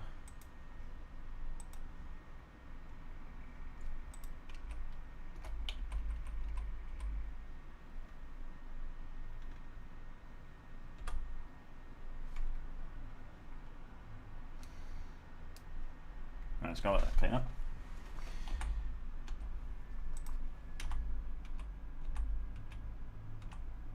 See how that does.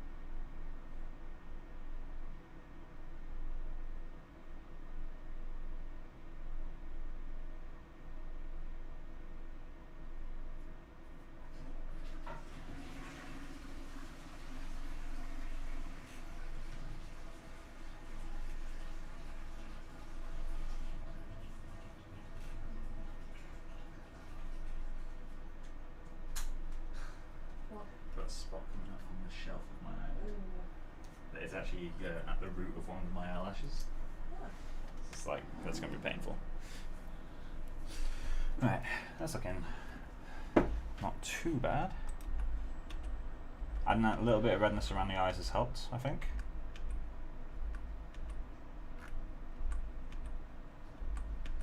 It's too red, but it has helped overall. So I'll keep it for now. Okay, cool, so back into sculpting. Nice progress, S. Thanks, man. Much appreciate it. What, I don't appreciate it? Fine, I don't appreciate it. God. I'll live up to the reputation I get then. What's it? Turns out I'm 100% a bitch. a bitch. I'm just a bitch. I'm just a bitch and life is. We have the voices of angels. Just gonna put that out there. You fucked up a shader? I opened the wrong shader. Alright.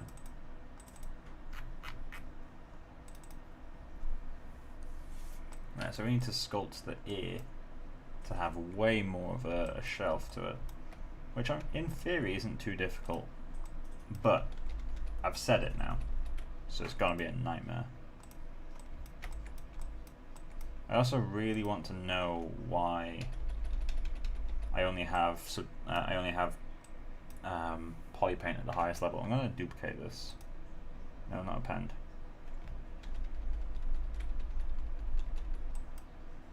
Let's duplicate.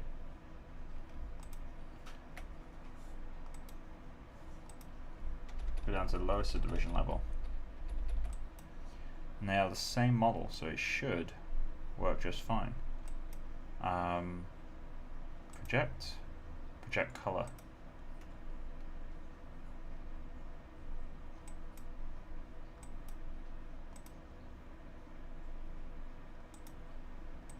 So weird.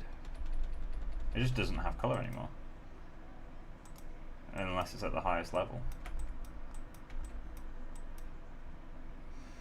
Okay, well.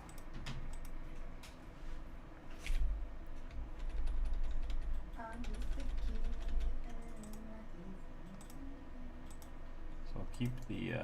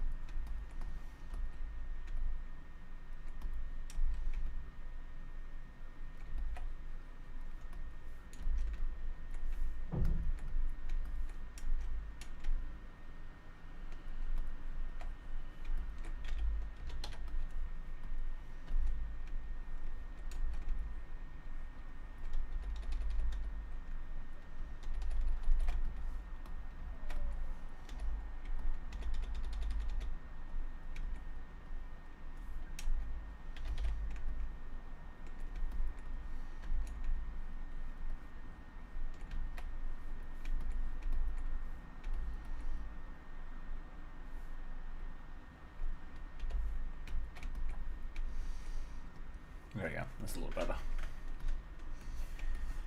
See on the other side now.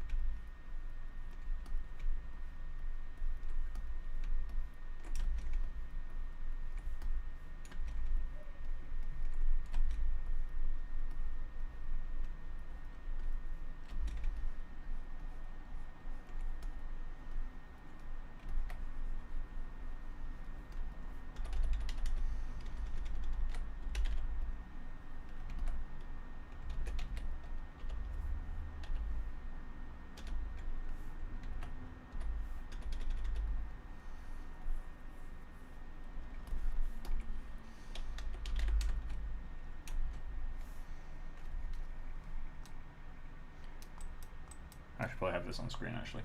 There we go.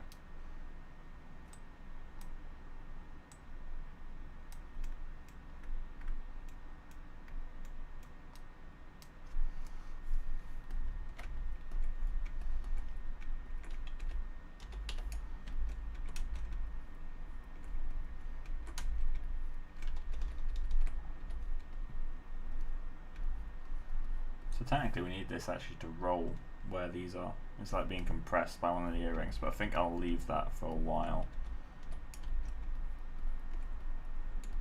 So the goal for today isn't to finish the model, it's just to get everything in place. Which we've already done, now we're just kind of tweaking, but...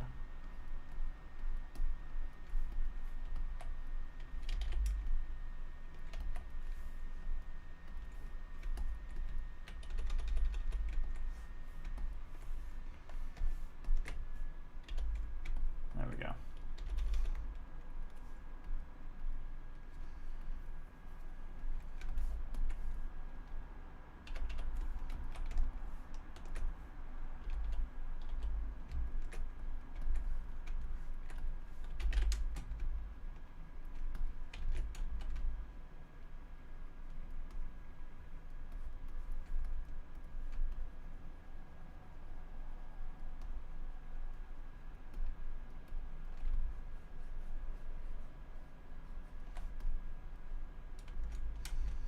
So one of the problems we're going to have to contend with now is I'm sculpting this geometry, but because I'm going in multiple passes, chances are I've distorted the mesh, so displacement won't actually be able to get this shape.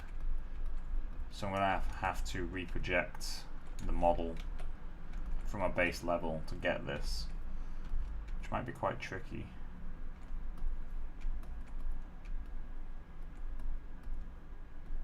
For now I'll ignore that and kind of just continue blocking, but at some point I'm going to have to do that, or do vector displacement, but I don't want to do vector displacement. You simply don't need it for an asset like this. I'd be overcomplicating the pipeline if I were to do vectors. Although to be honest, I'm not entirely sure how you get vector displacement out of ZBrush. I'm not entirely sure you can even. I'd have to take the sculpt and the model into a different program.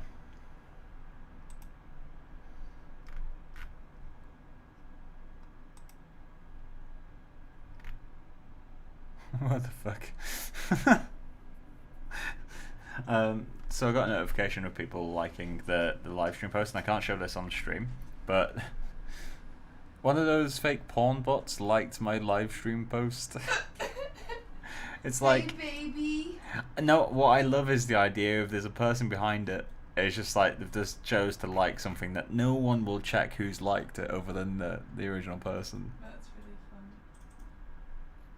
And they've not got me as a friend. So is someone just on this pornbot account just like scrolling through their feed? Like, what the fuck? That's really funny. Oh, Jesus. Okay.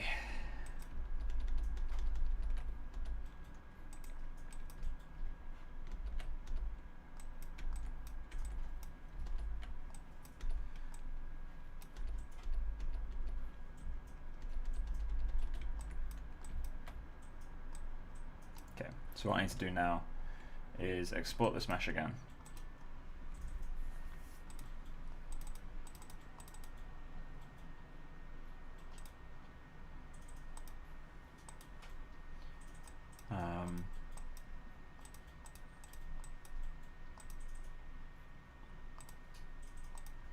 Export that, and then go into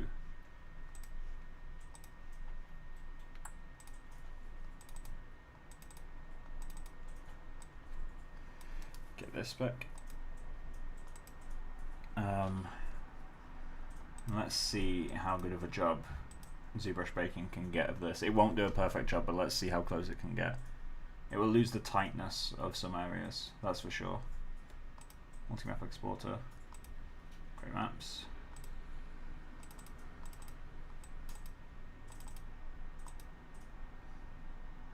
Leave that to do its thing.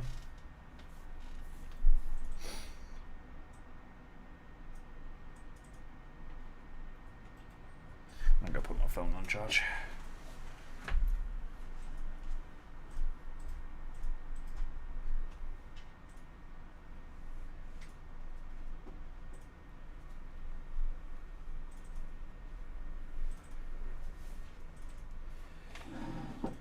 Took 31 seconds this time. Mildly concerning. Why did it take less time? Unless it's because it didn't have to load the... That can't be it. I was going to say unless it didn't have to load the polypaint each time, but it doesn't make much sense. Anyway, back into Maya. Take that over there. File, import. Get the head. Head to D0.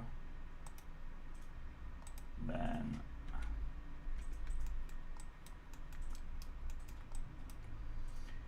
let's grab you, then grab you, deform, blend shape.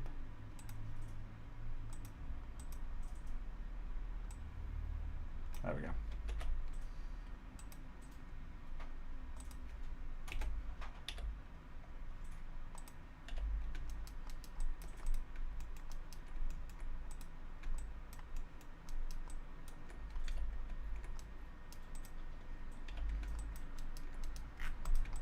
Deeper than it was before, which is good. I'm going to rebake the normals. Well, not rebake the normals. Set to face, and soften edge. It's just the same result. Okay. So let's reconvert our displacement.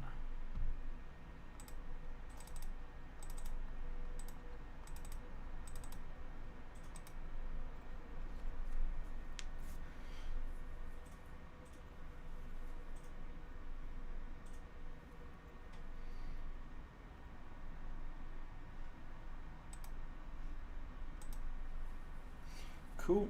So back into here, save the scene, and do an IPR.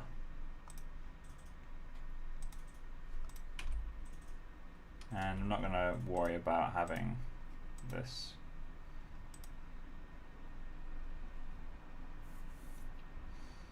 Let's drag the starting render here.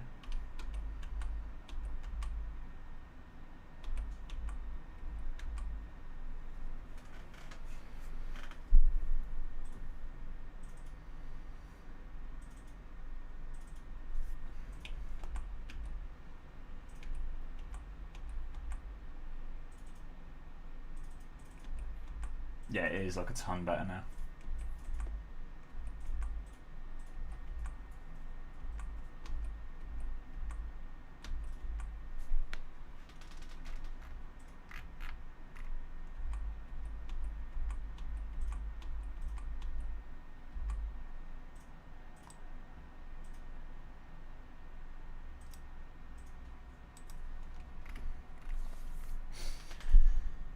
What's the next thing I need to do? I need to get the this corner of the lip working,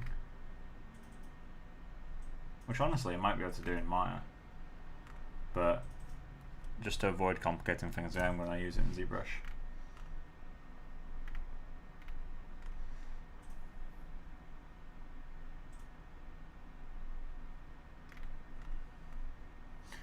So I'm going to put Maya on the other screen. There's something I really want to test, which is how does this react if I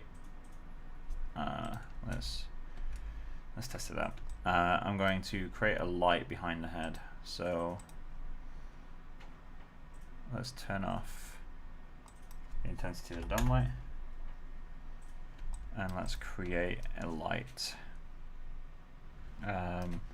So I was doing this off screen. You guys can obviously see the render. Well, maybe it's worth doing on screen, but with nah, not worth. Go into RenderMan, create a rectangle light.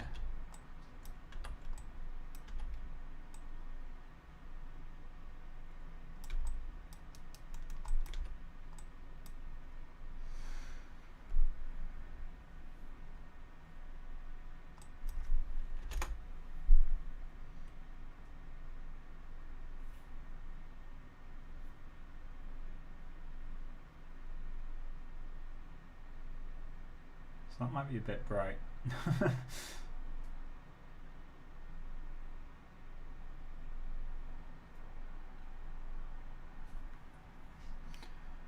Let's normalize the light for the scale it's at.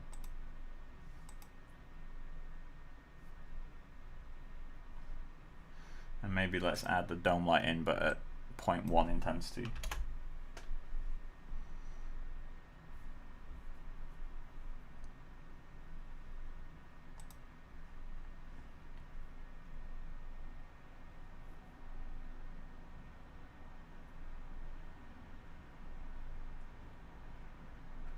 So normalizing the light was a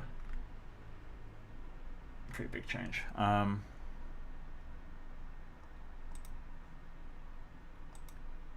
not minus 10. This was 10.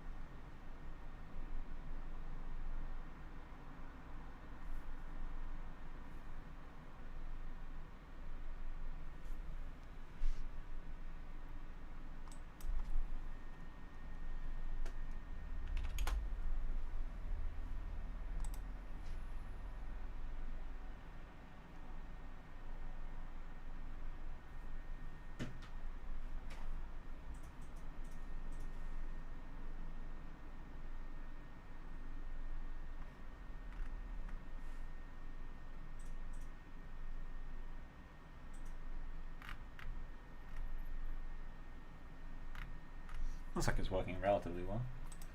So something I want to check is how visible is the lighting baked into my textures. That's something I'm a little bit worried about. Maya's not responding at the moment, so I'll let that do its thing. Right, there we go. And the best way for me to test it is to just move the lights around. So let's set that back to let's set that to 0.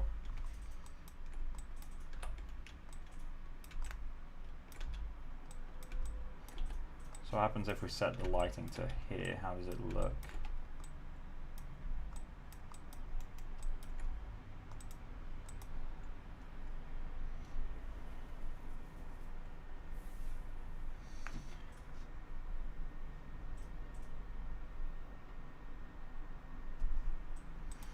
So to actually do this.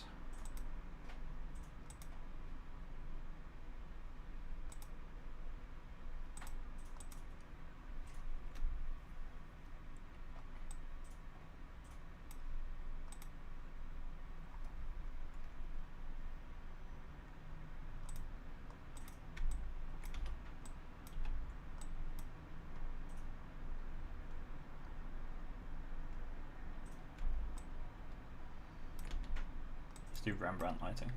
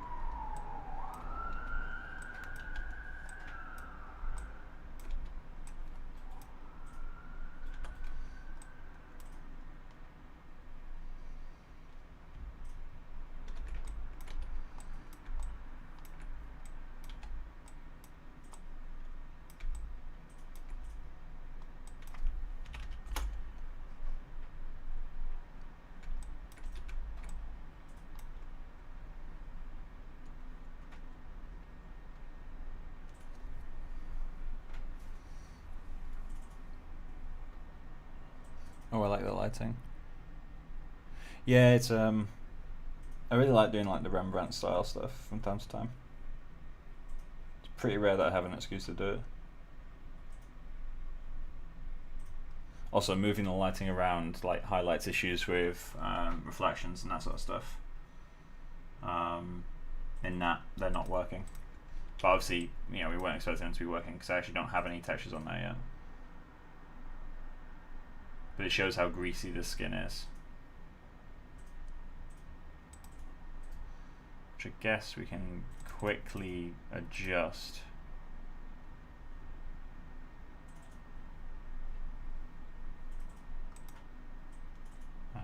No, let's not quickly adjust.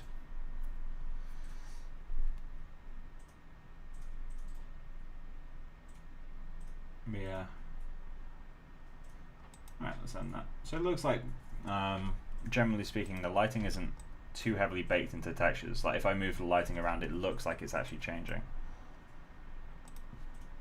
Like it doesn't look like the nose is permanently lit at a front angle, which is what I was quite worried about. Oh, don't want that one. Like there is a certain amount of lighting baked into the texture, but that's simply because I don't have polarized reference, basically.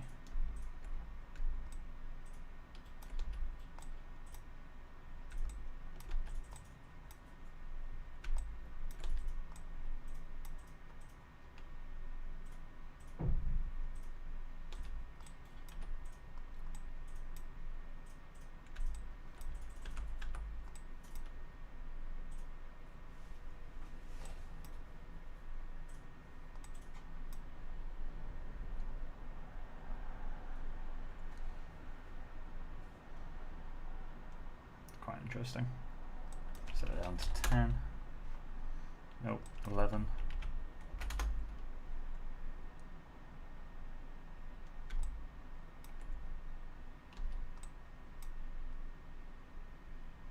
I want like quite an aggressive gradient down the face.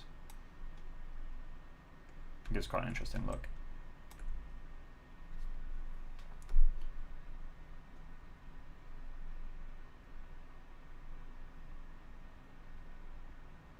The gold looks so bad.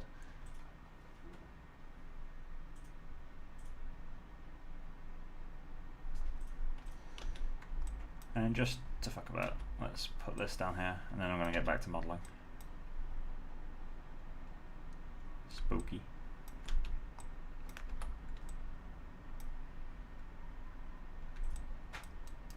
General tip, by the way, if you're trying to light and the shadows aren't doing what you want, there's a few things to consider when trying to place shadows.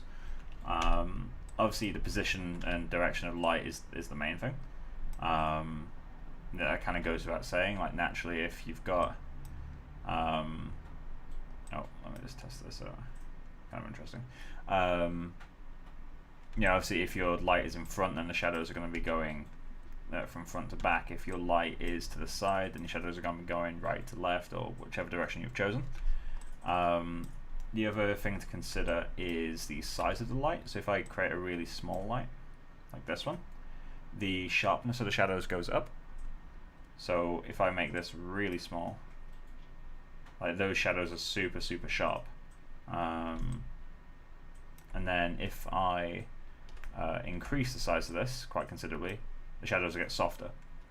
So that's one thing to consider as well. And then the final thing is distance. So without changing the actual angle of the light or the size of it, you'd get a different feeling to shadows by moving it close to a certain point. And the reason for that isn't really direct, it's just the fall off of the light. So you'll get kind of sharper, more pronounced, like contrasty shadows close to the light. And then further away it will get softer and softer. So those are kind of like the three things to keep in mind, which I quite like playing about with. Like with those three kind of aspects of light, you can get whatever shadows you want. Because whenever, if you're completely new to CG, like I'm not a professional lighting artist, but like the thing that I find helps quite a lot is to kind of stop and think about the shadows. I'm not worrying about what the lighting is doing, I'm worrying about what the shadows are doing, because the shadows are a lot more like easily readable. Like everyone knows what a shadow is and everyone knows what a shadow looks like, so it doesn't matter what surface you're looking at. If you see a shadow, you know what the lighting's doing. If you can't see a shadow, then you just have to assume that the lighting is incredibly flat, like that. It's just one huge light. Even that has some shadows, but still. But yeah, so that's something kind of worth playing about with.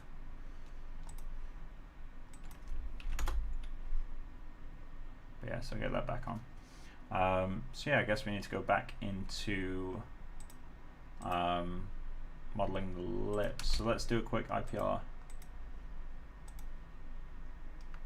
And let's get rid of that render.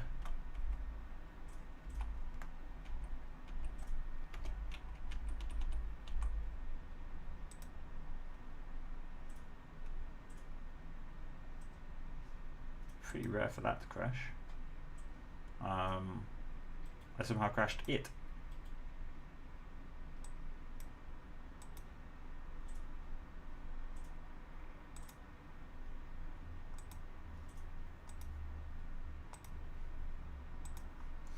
Let's just get my progress image back up.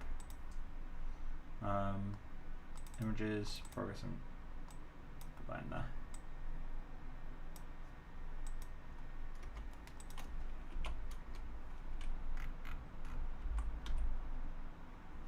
And let's leave that to render for a moment. I'm just going to get a drink and I'll be back. Once I get back, we'll get back into modeling. I'll work briefly on the lips, and we need to work on the eyelids just a little bit, primarily the shelf of the bottom eyelid. I think everything else is pretty much working. It's kind of ready. Like we could maybe work on the creases of the eyelids, but to be honest, I don't really want to. So I'll do that at a different point. And then we can get back into doing a little bit of Mari work, maybe pronouncing the freckles a bit more. And then on the next stream, I think it'd be worth starting Grim, just for eyelashes for now. So we'll have to paint the eyelashes out of the textures. So that'd be fun. But yeah, anyway, I'm back in a second, guys. I'm just going to leave the render going.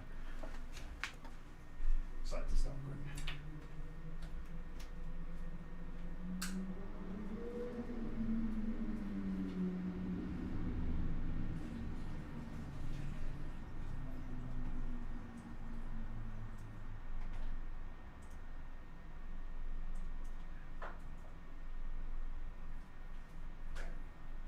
Take some Coke. Cool, thanks.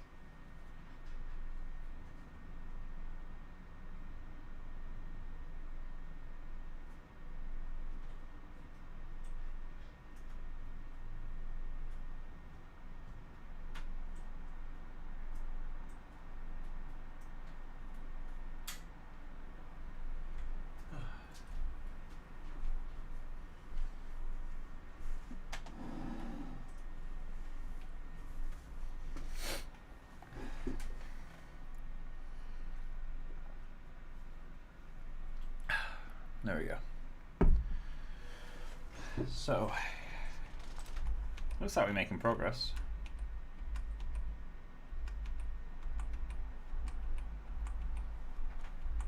Still not sure I like the iris texture. I like the size increase, but I'm not sure I like the iris texture itself. It's a bit too boring. It's my favorite word when describing my work sometimes, at least in the early stages.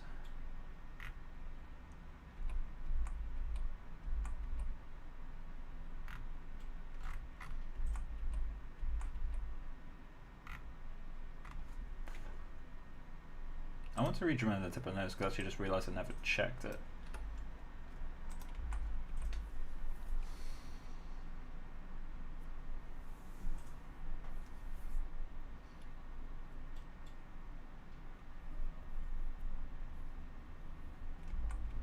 A little crease in the middle adds a little bit of texture. I kind of dig it. I don't know if it's actually in the ref or not.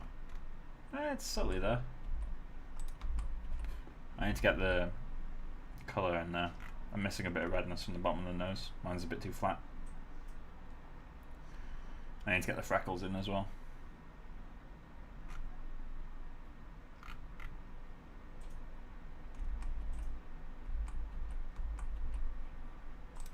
Cool. Kill that render. Drag you over here. Close you. Scene 96 of retopology, because I never bothered changing the name. Right, so I'm going to add that crease to the lip. So let's do that.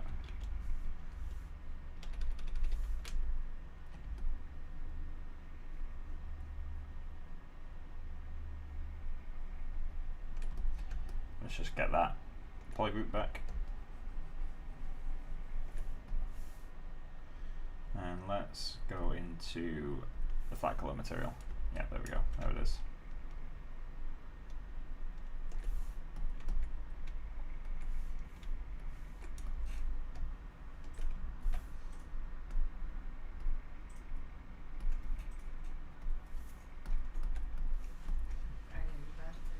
Can I go to bed? You can play. Or you can play. I can play. You can play. Yeah, that is my head sourcing. Ah, okay, no worries. Let me know when you're going to sleep, yeah? And I'll end the stream. That's alright. Like I can stream right now. I know you can sleep through basically anything, but still, it's not polite for me to keep streaming while you're trying to sleep.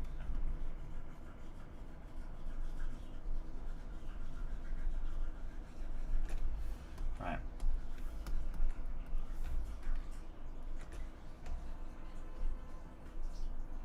There we go. So let's just grow that selection a little bit, or grow that mask even.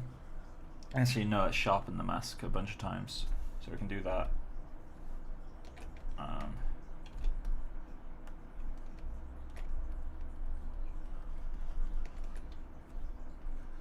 Cool. And then let's grow that mask. So go to masking, and I don't know if there's a shortcut for this, but let's grow mask. Oh, the opposite of what one. Grow mask, grow mask, grow mask. And then sharpen it a bunch of times as well.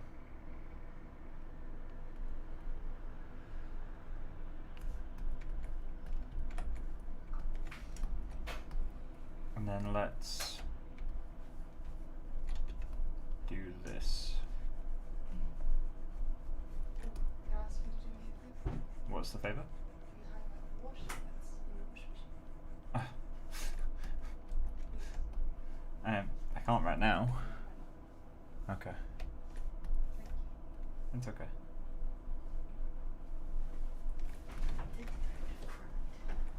What's sorry? Is that emotional blackmail?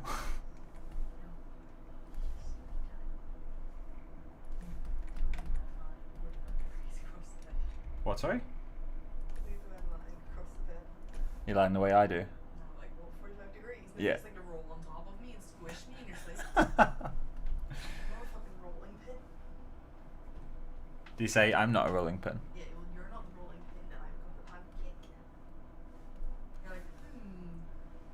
How can I ruin Becca's sleep tonight? Roll over. Get stuck on top of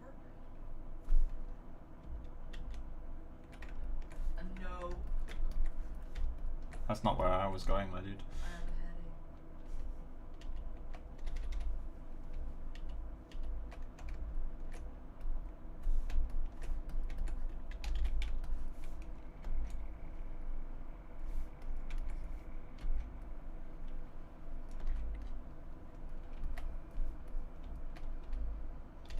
It feels so weird sculpting that shape, but it's literally what I need.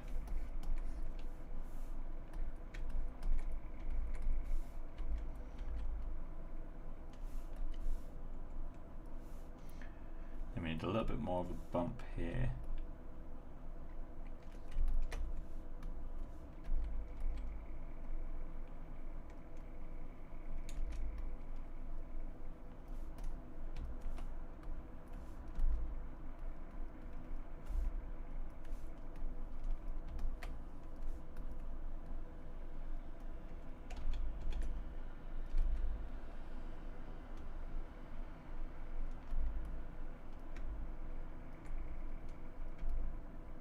To smooth this out, I'm literally just like adding volume and removing volume, then adding more volume with the clay buildup. It gives quite a nice effect. So that bump that I've added is way too much.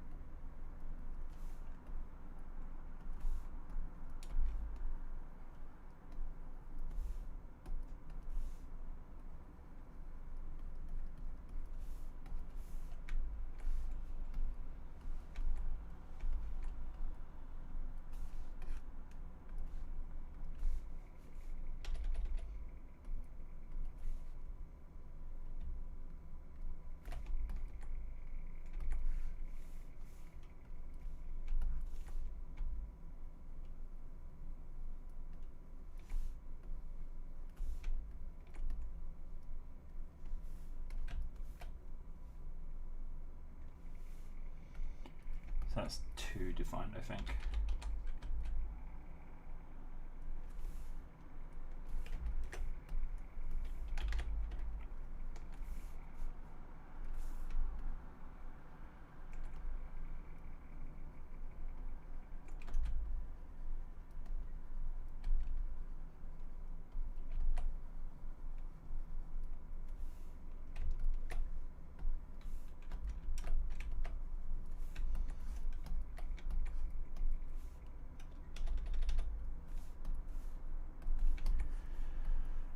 Right, what else was there to do?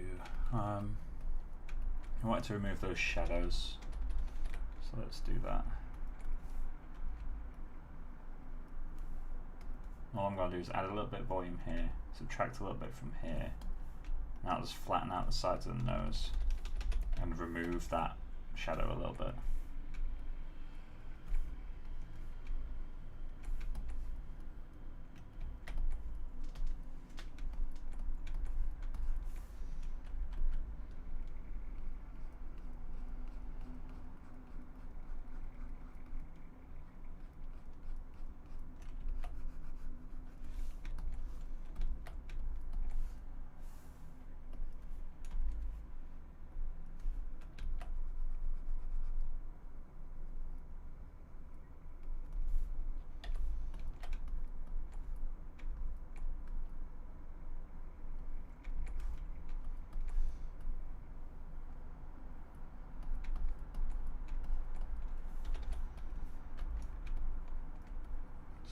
this area out a little bit.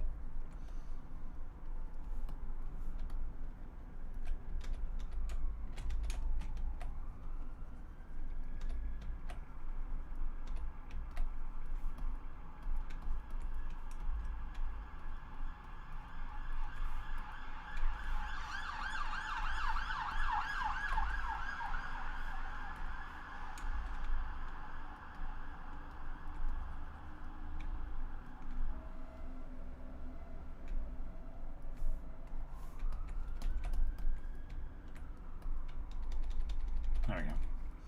So let's export this level 1 again. Cool, that's all good. Just save the scene first. Oh,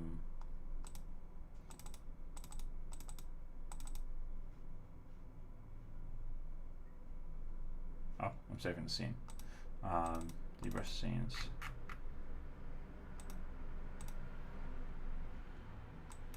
Then export the mesh at level 1.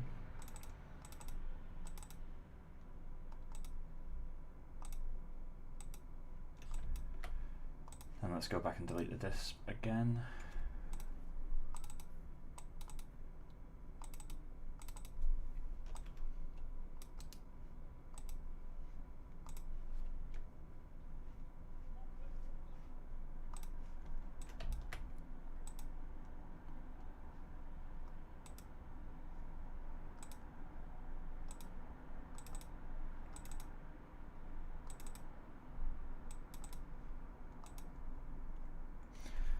Leave that to do its thing.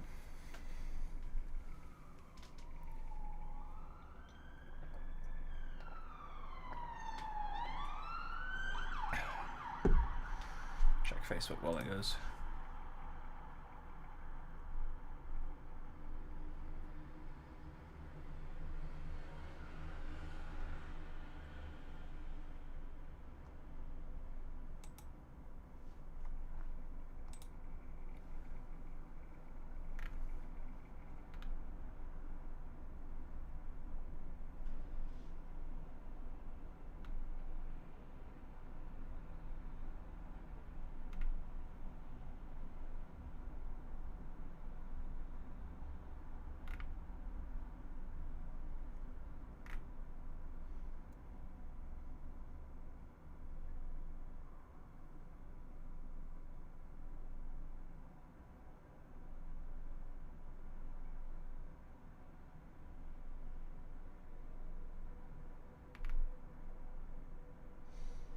That's it done. Perfect. Cool, so back into Maya. File, import, head 01. Cool. Then grab U. Then the one I want to blend shape from.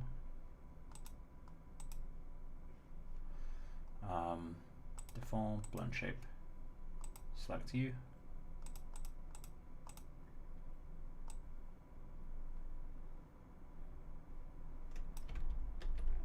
Cool, that's that sorted. Then go into Tools, Texture Manager.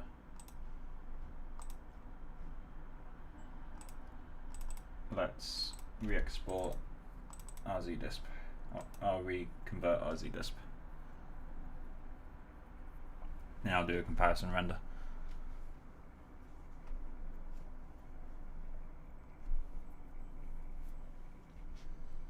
Cool.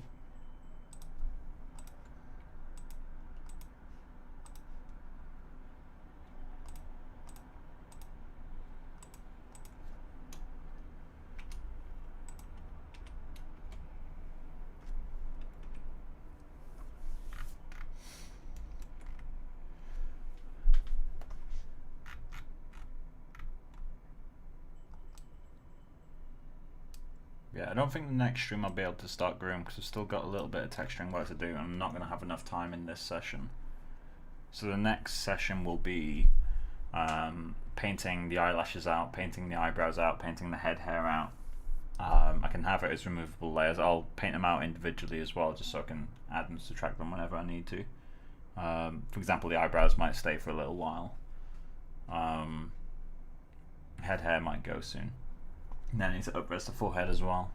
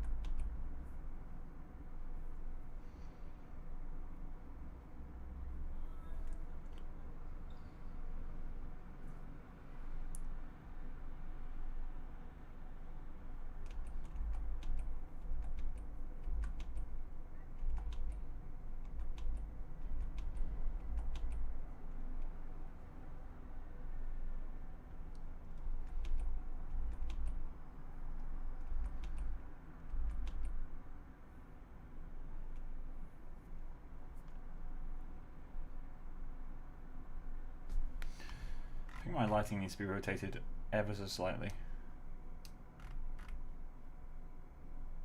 Because this highlight is more over here.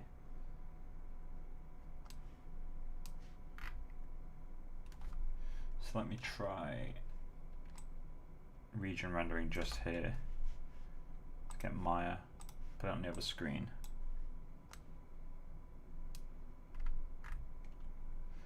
And let's just grab that dome light. So 131, need to remember that. Let me just try setting it to like 140.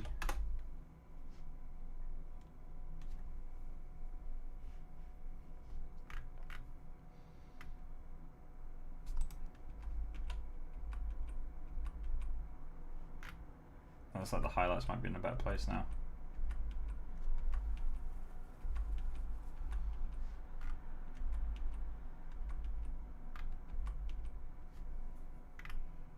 Okay, so let's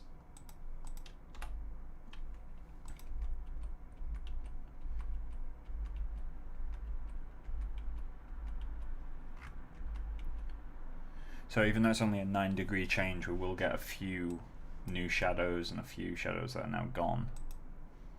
I think what I'll do is, like, I'm not really going to make any progress on texturing anything, so I'm pretty much going to end the stream at this point. As in, not I'm going to end it right now, but more as in I'm not going to work on anything actively. I guess we can plan the next session. Yeah, I think so. The next session, I'll prep the model for like the final stages before Grim. I will be doing model changes after I've started Grim. So I need to kind of experiment with different pipelines, transfer it back and forth. I did speak to a guy called Frankino a little while ago about how he transfers Grims. So I'll probably test that out. But for now, what I'll do is I'll just blend shape the model and kind of groom on top of it. But yeah, I think yeah, the lighting needs to be flatter, doesn't it?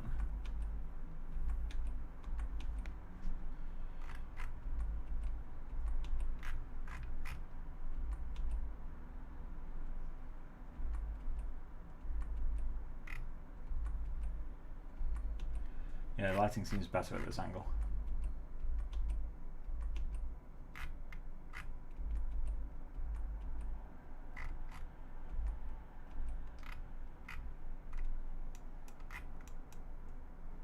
Although it's disappearing from that eye. So maybe 140 is too far.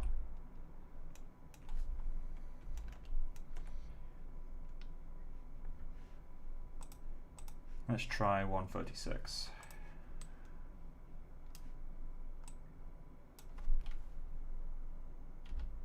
Maybe 137.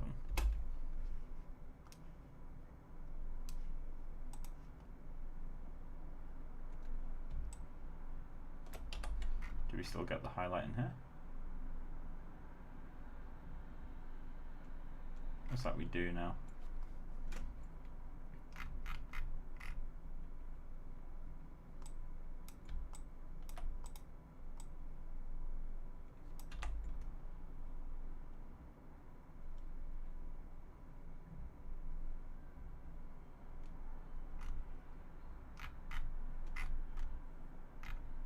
Cool.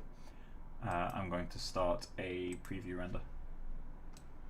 Drag that off the other screen. Save the scene. And preview render.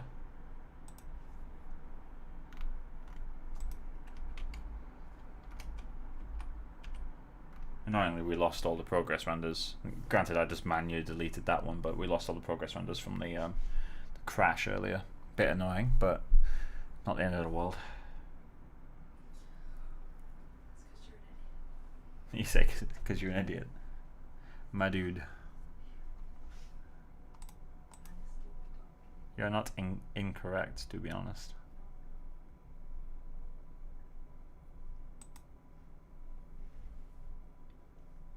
But yeah, so let's plan out a next stream. So next stream will be on Thursday probably. I don't think I'll be streaming tomorrow. Because I think I said in the last session I won't be able to stream on this weekend. I'm away. So I won't be able to stream on Saturday. So I do need to make up for that lost day at some point.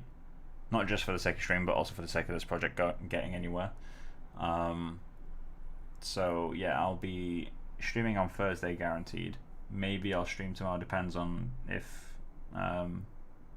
there's other stuff going on. But yeah, so in terms of what we'll do in the next stream, so I want to start getting this ready to groom. So I'm going to have to paint out the hair. I'll be painting out the hair for the eyelashes in one layer, the eyebrows in another layer, then the head hair in another layer.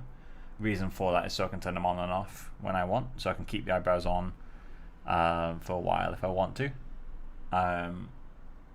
Then we can start blocking out the eyelashes. I think the eyelashes are going to be the first one we have to block because they affect the eyes, and the eyes are the most important. And plus the textures for the eyebrows are actually doing a decent enough job. We have to figure out exactly how close we want to match these grooms. I'm thinking I might actually go like all out and really try to match them as close as I can within Next-Gen. I'll be using Next-Gen Core, I think. I don't think I'll be switching to actually Interactive for this project. And then at some point we're going to have to figure out how to model the braids. I'm going to probably watch a few tutorials on YouTube or find some old stuff in like CG Society, that sort of thing. There's probably a braid modeling tutorial in there somewhere. Because I know you can braid paint effect strokes, but that doesn't really give you that much control really. But yeah, so that's what I'll be doing in the next stream. In terms of what else is wrong at the moment, so the tongue isn't really visible, neither are the gums, so I need to bring those forward to get a bit better lighting. Which we'll do that in the next stream as well, why not? But it's really hard to tell around the eyes like what needs to be changed in textures and what needs to be changed in the actual groom. Like the groom will add some shadowing.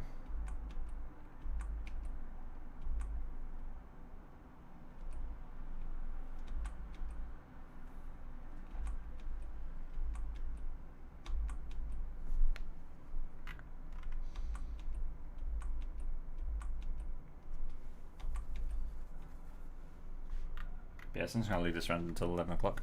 I think I'll just end the stream here though, guys.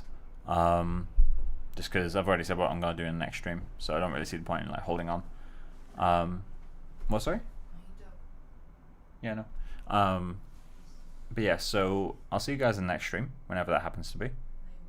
Becca, shut up. And yeah, so I'll see you guys in the next stream. We'll get on with the stuff I was just talking about, and then, as I said, I can't do Saturday, but I'll find a day to replace that. Becca, shut up. Alright, see you guys. Enjoy the rest of your night. Good morning. Becca.